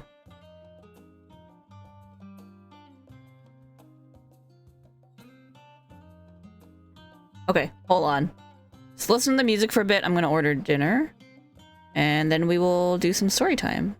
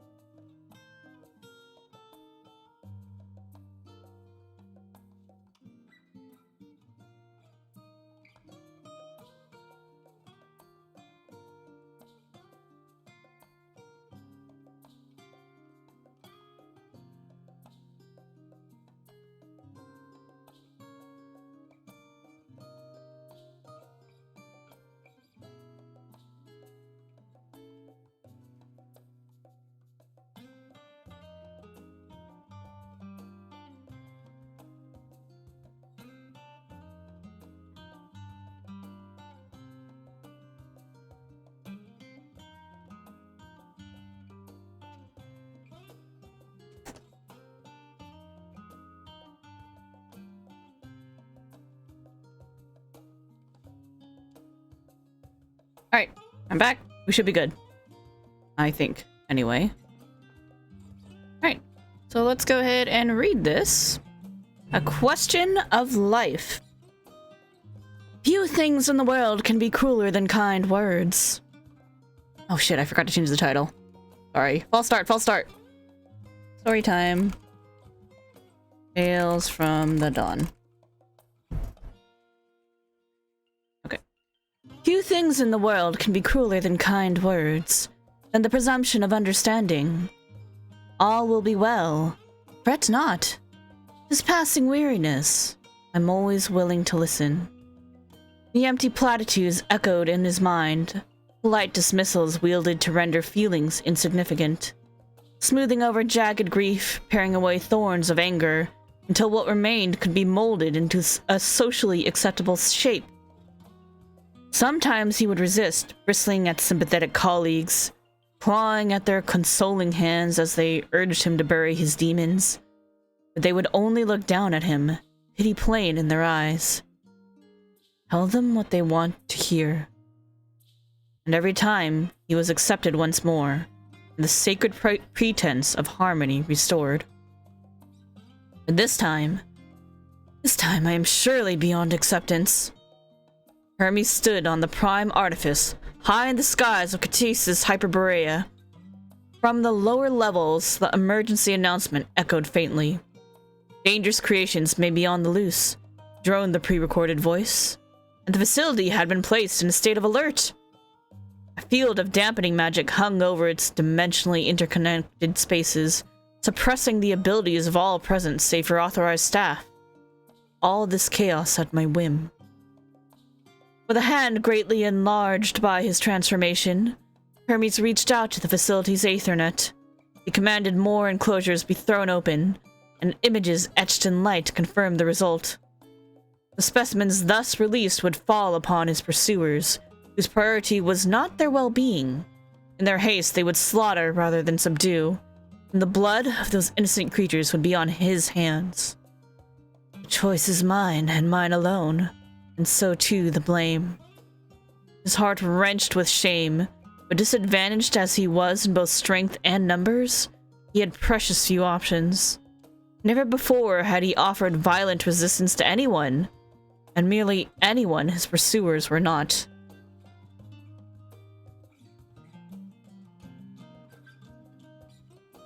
When man is likened to the lifeblood of the star, it is not for the role he plays in nurturing it. In this collective duty, all must flow in a single direction, and disagreements seldom depart the realm of civilized debate. Hermes was not given to asserting his beliefs, but he was about to do so with force, and the prospect filled him with an indescribable dread. The intruders were pressing ever nearer, leaving a trail of death in their wake. As he set free more hapless creations to bar their way, his thoughts drifted to one of them, Zem's familiar, or so it had been initially claimed. In truth, she was a traveler from the future, from a time long after civilization as Hermes knew it had ended. A person who, despite turning the Elpis flower a sorrowful hue, could continue to smile. What Hermes had glimpsed in her gentle countenance was neither kindness nor forbearance, but strength. And that strength had allowed her to overcome innumerable hardships. I must be strong too. I will be. He would confront and accept these feelings, even should they break him. Even should they drive him to do the unthinkable. No matter what, Meteion, I will not turn away from the answer. He looked to his beloved creation, whose gaze took in everything and nothing, forever changed by the knowledge. He tried to take solace from the fact that she heeded his request to wait, suggested that her shared consciousness had stabilized. According to Meteion's report, there was little joy to be found in the distant stars. Assuming there were beings out there who could share what gave their lives meaning, he feared the answer would be too bitter for his fellow man to swallow. That was why he needed time. Time to come to terms with the truth alone. His thoughts unclouded by well-meaning debate or pragmatic concerns for future implications. With a heavy heart, Hermes opened a higher clearance enclosure and unleashed the fearsome Ladon Lord in concept review. The creature was his last chance. If it failed to hold off his pursuers, he would have no choice but to confront them himself. There could be no justifying the crime, no turning back. So be it. Better to be seen as an aberration than abide in the fiction for their sake. I sent you unto the stars. I won't let your efforts be in vain. Hermes knelt low before Meteion, but in his transformed state, he towered over her still. With enormous hands made to tame unruly beasts, the gentlest touch could nevertheless do harm. And so he gazed into her eyes, the same striking blue as her wings, and recalled the days that had led them to this reckoning. Hermes blinked as the blurry images became the room anagnorisis. Hard words. How long have I been asleep? He sat himself up on the sofa and was still trying to shake off the haze with Yuanth walked in? When Yuanth walked in. With a pointed sigh, she explained how they had found Hermes collapsed in a corner of the garden and subsequently borne him there. He shrunk in embarrassment as the memories came flooding back. Forgive me. I may have been neglecting to take the adequate rest. It's just, I'm so close now. I almost have the concept. Many years had passed since Hermes first conceived of a star-faring creation. An Enteleki possessed a free will. Due to an utter lack of precedent, however, satisfying the design criteria was a challenge indeed. Drawing upon the power of Dynamis, it needed to be able to traverse the vast emptiness swiftly, and thence locate and communicate with other intelligent life forms. In pursuit of his vision, Hermes had experienced countless cycles of excitement and disappointment, but at long last, the solution had begun to take shape. Smiling wryly, Yuanth held out a basket of fruit, her not-so-subtle reminder of life's necessities. Does this mean you finally managed to settle on appearance? Hermes' hand halted halfway to the proffered basket. Unlike men who were expected to conform to established fashions, it was believed that other beings should look unique and add color to the stars. To the star, rather. Alas, while some, such as the incumbent La Habrea, the foremost authority in the field of phantom creation, could produce beauty as concepts at will, Hermes was consistently at a loss.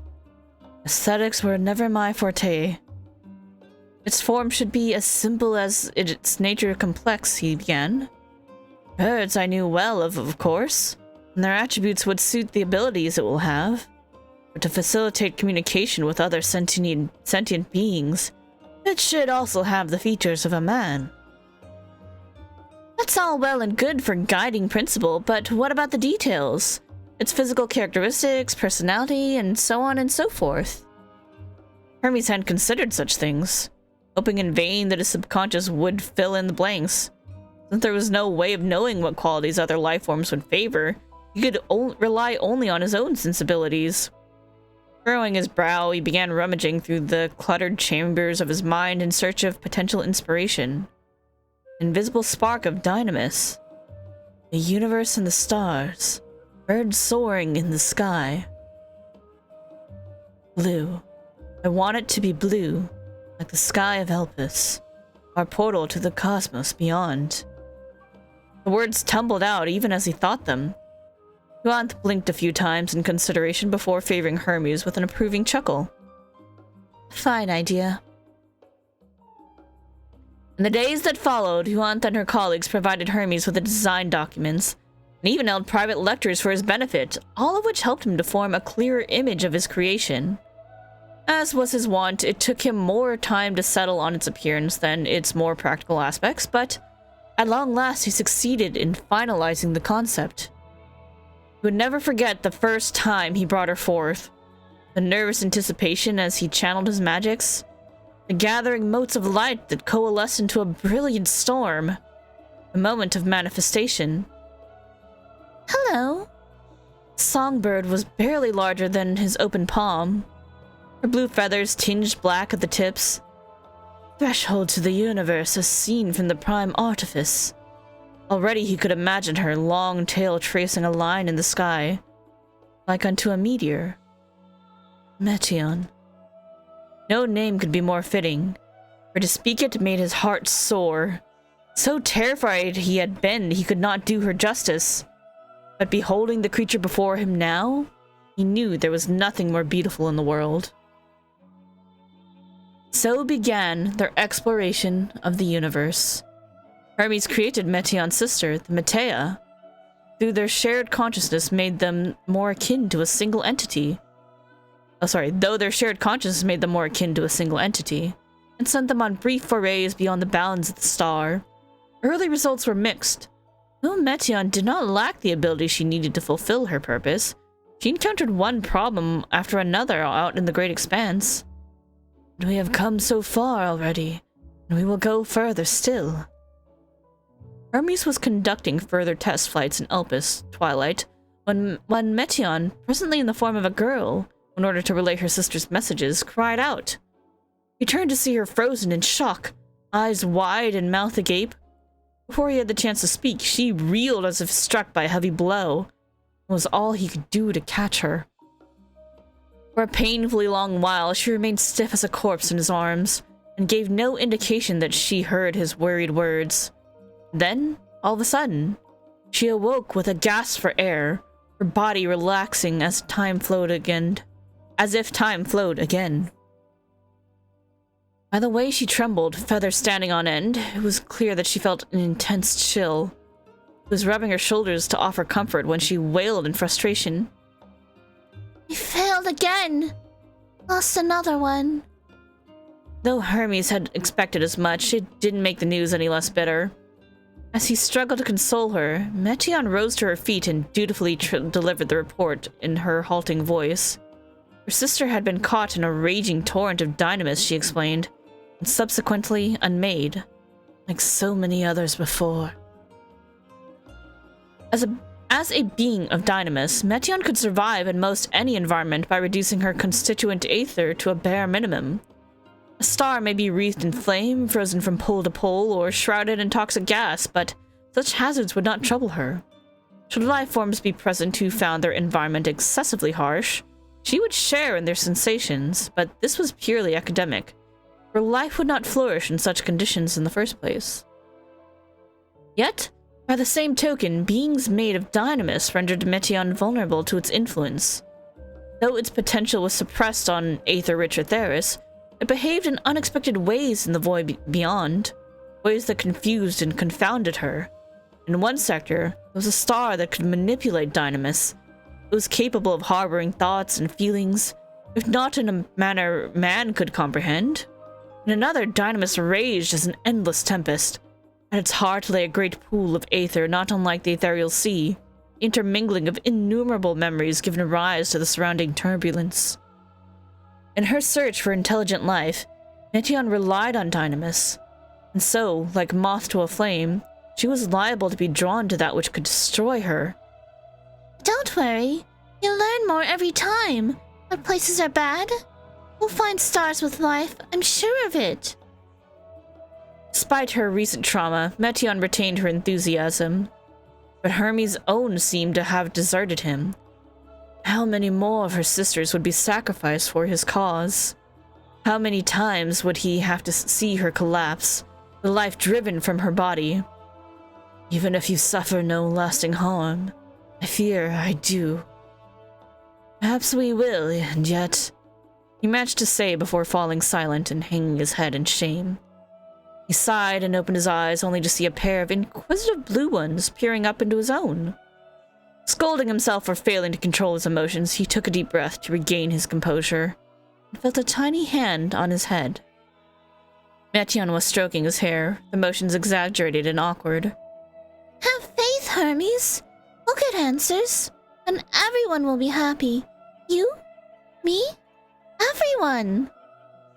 The stroking continued for a good while before she withdrew her hand, leaving his dark hair an unkempt mess, and his soul somehow comforted. Hermes looked at her and smiled, and she returned the favor, giggling in her endearing way. All right, Meteion. We will find the answers in the distant stars, and then we will bring change to our own. He rose to his feet to behold the star-speckled sky once more, with hope in his heart for the future. That hope did not last. One day, Meteon's shared consciousness became unstable. She and her sisters could not sustain their existence, and all dissipated with a burst. The resultant shockwave accidentally triggered Kairos, which erased several days of memories from those in the vicinity, including visiting observers. He later learned that several enclosures had been opened in Katasis Hyperborea, and many creations perished fighting amongst themselves. After delivering this report, his underling suggested that, in his confusion, perhaps Hermes had sought to free them. It seems like something you would do, Chief, the man said with a pitying smile. Does it now? Knowing it was the likely outcome, would I have been so reckless, so cruel? It would not have been the first time. Hermes cursed himself for sending Meteon forth, for creating her, most of all for daring to have doubts. Had he simply thought like everybody else, had he made peace with their morality, he wouldn't have inflicted such pain upon himself and others. Tell yourself what you need to believe. And so they did not resent him, and instead gifted him their cruel acceptance. All will be well. Fret not. It's but a few days of memories. The creatures can always be remade. Utilitarian logic assailed him, but this time he offered no resistance. He internalized the lie and came to live as others did. When he was officially nominated to the Convocation of 14, he rose to the occasion and labored for the good of the star to the very end, the moment reality itself was sundered. On his desperate struggles, nary a mark remained, or so it seemed. Yet be it in the ancient past or the distant future, the yearning for which he sacrificed so much would endure. The fire would rise in those who looked up at the heavens in the defiance of oblivion, the desire to confront the answers for which Meteon journeyed, no matter how terrible the truth may be.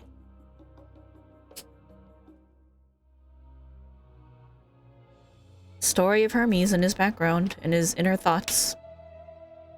Alright, next one. And the last one for a while. A question of death. Julius awoke to near darkness.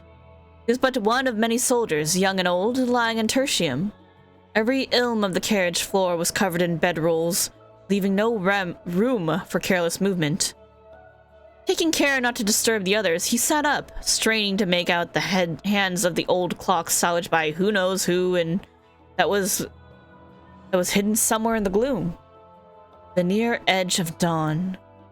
Further down, beyond his sleeping fellows, was the wavering blue glow of ceruleum stove.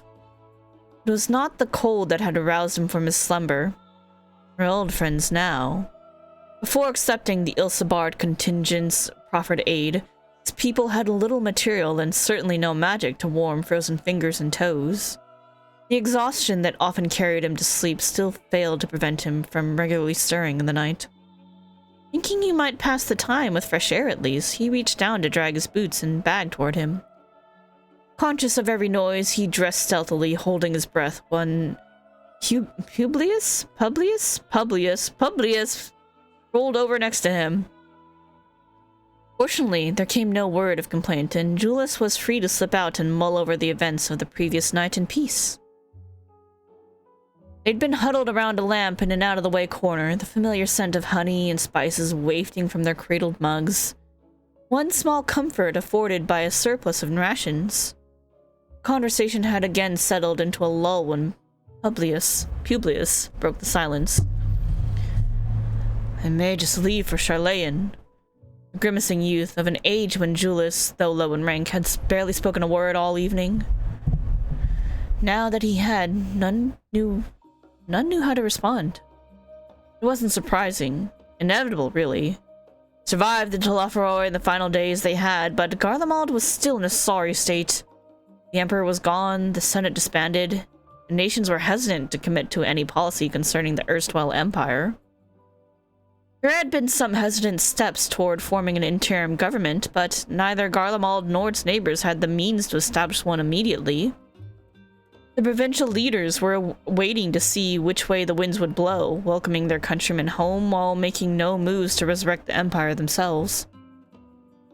Rumors that this or that province was poised to formally declare independence or had as good as seceded already ran rampant. It's only natural to give Garlemald up as a lost cause. Even as some returned to rebuild, others who had been tempered and taken to other nations for treatment petitioned to remain there, and these nations, Charlotte among them, welcomed the refugees with open arms. Though Publius might be the first among present company, he would not be the last to make for a new home far from the old. Publius stared into his cup as the moment dragged on. In this nation of the fallen, what was left to say? You should speak with Alfino and Alice on the morrow. They'll put you in contact with someone you can trust, Julius ventured. The ever-helpful pair was staying at Camp Broken Glass, and like as not had plenty to be doing already, but he would be remiss not to mention it. I'll do that. With a small gesture, the atmosphere changed. Publius exhaled in relief, and the others were soon offering their own words of encouragement and vows to meet again. Though their drinks had long gone cold, their cheers gave them warmth enough. To our brothers and our homeland. The brisk wind carried away sleep's warm haze as Julius climbed the slope that led out of the station. Beyond the shaft's angular portal, the weak morning light revealed the stark outline of reality. The remaining spire of the once shining Palatium Novum stood alone in the city center, amongst homes reduced to steel skeletons and gray rubble. Beyond these unnatural hills loomed the Tower of Babel, grasping for the heavens. Tertium surrounds had been spared out-and-out obliteration, but were dead all the same. None remained to hurry to work or school or stagger home after a night on the town. None remained to clear snow from a neighbor's path or rove helplessly in their dog's wake. The people who had given this place life a few short months ago were gone. How many even had the chance to say goodbye? Julius breathed deep of the frozen air, but though its icy pinpricks grounded him in the present, it was powerless to dispel the long nightmare. The visions endured, implacable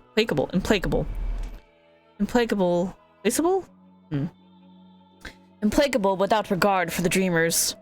To the shrewdest of minds and the purest of hearts, fate offered no justice nor justification. Yet you would ask me why. Injury should have healed, yet it itched at him now. A scab that bled and bled, threatening to hollow him out from within. And as he picked at it, his feet carried him forward. Better to survey the surrounds for threats and into the silent city. Unforgiving gray, destruction and loss. All silent as the grave, as if even beasts preferred not to pick through these bones of an empire so early in the morn. A flash of movement caught his eye. A scrap of old newsprint trapped in the tumble-down debris of a roadside ruin. The last will and testament of someone's breakfast table. He drew closer, mindful of the potential for further collapse. Remember this. Special edition distributed on Unity Day several years past. A celebration commemorating Garlemald's founding and the heroes who had labored for the Empire was always a tremendous affair for residents of the capital, most of whom spent the day reveling. The eldest told stories of meager harvests and desperate clashes as choirs sang old marching songs. Hawkers along the avenue sold food, drinks, and traditional adornments from the campi, and the latest magitek baubles. Naught was more highly anticipated than the military parade, a show of strength and patriotism that never failed to inspire both awe and pride. Countless soldiers and magitek units moved in time throughout the city, beating a steady rhythm towards the Imperial Palace, where the Emperor's family stood assembled to receive them. They led us to greatness, we who formed the vanguard of history's grand march forward. The city was the heart of the world, through which flowed blood stronger than steel, a bond between countrymen that would remain unbroken, even should their every enemy join together to oppose them. Glory be to Garlemald. The Unity Day described in this print had taken place while Julius was in the academy, and marked the last year that the ailing Solus had been in attendance. Though the lead article detailing the events and speeches of that day was in tatters, The accompanying portrait of the imperial family remained. At its center, naturally, was the stern visage of Solus Scalvus. Though still dignified in his old age, the gaze which he fixed upon the reader was more melancholic than proud. Never saw the man smile once. To the Emperor's right stood Titus, second of the Solus' sons, along with his wife Aracina and son Nerva. Both Titus and his son had a... Or should we be saying it Titus? I don't want to say Titus. I'm going to say Titus. Both Titus and his son had a strained look about them, not dissimilar to the younger Solus found in the history books. On his radiance's left was his grandson Varus, the only legacy of the deceased crown prince Lucius. Lucius? A proud one too. Varus was tall and broad of shoulder, and his comportment marked him a prime candidate for high legatus even then. His wife and right hand, Carosa, had passed away in her prime, and so he was flanked instead by his mother, Hypatia. Though she departed to join Carosa a mere year after this portrait was taken, she supported Varus's claim to the throne until the very end. And then there was the young man with a faraway look in his eyes and an air of detachment. To be happier, and had I had good reason? Xenocia Galvus, though his anger had cooled since their encounter in the Eblan Ring, Julius nevertheless found himself wrenched back to the present with no little displeasure. His homeland was gone, that much was plain, even as he clung to the ragged scrap of remembrance. He had known then whence the fervor of that day would lead, but knew well now that it would never be reborn. Even should Garlemald rise from the ashes, its age had ended. And what of us? A new day had dawned, and Julius would not suffer his people to remain in the dark. Yet what star were they to follow? Julius shook out the paper, folded it neatly, and tucked it in his pocket before leaving the ruin behind. The streets were still and silent, his crunching footsteps the only sound. Playing his role of watchman, he investigated the semi-intact structures he came across, but found little of note. No food or supplies remained, only the detritus of peaceful lives. Not worth saving then or now. A fine layer of ash covered splintered furniture and forgotten trinkets, forming cairns in the gloom. After a time, he arrived at a house he had never explored in his prior wanderings. With the roof torn off and the walls half crumbled, it seemed unlikely to hold anything of value, but he nevertheless picked his way through the frosted rubble that would have once formed the lintel. Once inside, he dusted himself off and took in his surroundings and drew a startled breath. Julius had seen enough death by now to recognize it at a glance. He approached the soldier and knelt to examine his corpse. Though the cold had prevented significant decay, it was clear he had died some time ago. Had it been during the war, the body would have been removed, so he could only have been one of the tempered or their victims. The bite and scratch marks suggested the latter. Like the scars my family gave me. He removed the helmet carefully, not a face he recognized, but probably not a member of the First Legion. Just another poor soul who had escaped the tempering, exhausted the lust of his strength, and died anyway. Julius would offer no gods-bound prayers as a New Yorzian might, but nevertheless set the helmet aside to pay his respects. Though the sentiment rang hollow, he silently encouraged the deceased to find peace with his ancestors and watch over his kin. Alfino and Alice claimed that the Scions had visited the Ethereal Sea, where all souls returned. There they were healed of their traumas and washed clean of memories, even should not a single prayer be offered on their behalf. Their deeds in life had no bearing on their place within the relentless machinery of death and rebirth, made no more difference than Garlemald's vaunted unity had to its ultimate fate. The twins spoke If the twins spoke true, then what meaning was there in any of it? What was life if not another pointless parade? It occurred to him that this was probably not the most respectful place to ruminate on life's worth. Our new friend here would certainly have an opinion. He had no tools for a proper burial, but if he could at least make note of the man's name... Alas, there was no identification to be found. Understandably, not a priority for you at the end of time. His armaments were standard issue and provided no hint either. Hello? What have we here? Gently prizing open the corpse fist revealed the empty case for a Magitek armor identification key. Had it been stolen after his death? That didn't make sense. A thief wouldn't have repositioned the dead man's hand, which had been clutching the thing so desperately. As if in prayer. But if he had reason to hope that a comrade might escape or that rescue was on the way, then maybe... Gave it away, Julius muttered as another memory resurfaced to his mind. It was summer, the same year as the newsprint he'd found earlier. A friend had insisted he read some poetry collection, and in the spirit of camaraderie, Julius obliged. He had little interest in elegies, often finding them difficult to parse, but one inscrutable passage had stayed with him. Let this be my final gift to you. In death, my love. In death, we had the power to bequeath the life we might have had, the possibilities and potential to others, to grant them what they need to go on, or so the poet said. Was your key one such gift? But my mother, my brother, my sister, they tell me to accept theirs?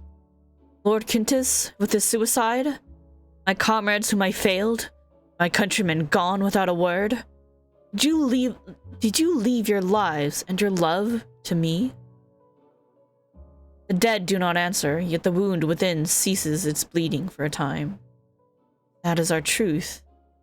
And let it be our meaning. Let it be the chain which binds us through generations. Live on in me as I would have in you. Perhaps we may yet live on in others. The dead do not answer, but light shines through the broken ceiling, and Julius follows it to behold a brightened sky. His comrades at Tertium will be waking soon. In apology and gratitude, he offers one less silent prayer to his kinsman ere departing. Be at peace, and know that you are with me. Julius stands and forges ahead into the dawn. That's it. It's the story of how things are going for Julius after the final days.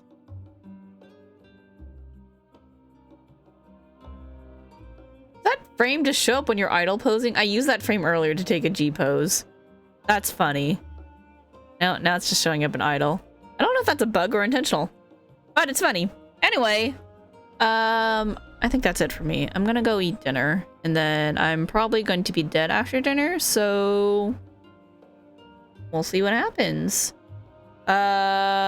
Normally next stream is tomorrow for Ace Attorney, but again, the vaccine might kick my butt. So we'll see what happens. And then we'll do probably some Banana High on Sunday, I think is the plan. Right? Yeah. Let's... Hold up. Let me do this. Then I can go over here. Alright. Thanks y'all for watching. I hope you guys enjoyed and had fun. With Manderville quests, Hildy quests, always a blast. Love it. The event was fun too. As a 1.0 player, I really appreciated the Halloween event and bringing a little more story to the Great Gourd that was always mentioned, but no, it was just tiny hints, and we got a little more out of it this time, so I'm pretty happy about that. But yeah, appreciate everyone who stopped by, said hello, all the lurkers, and VoD watchers in the future as well. I appreciate you all.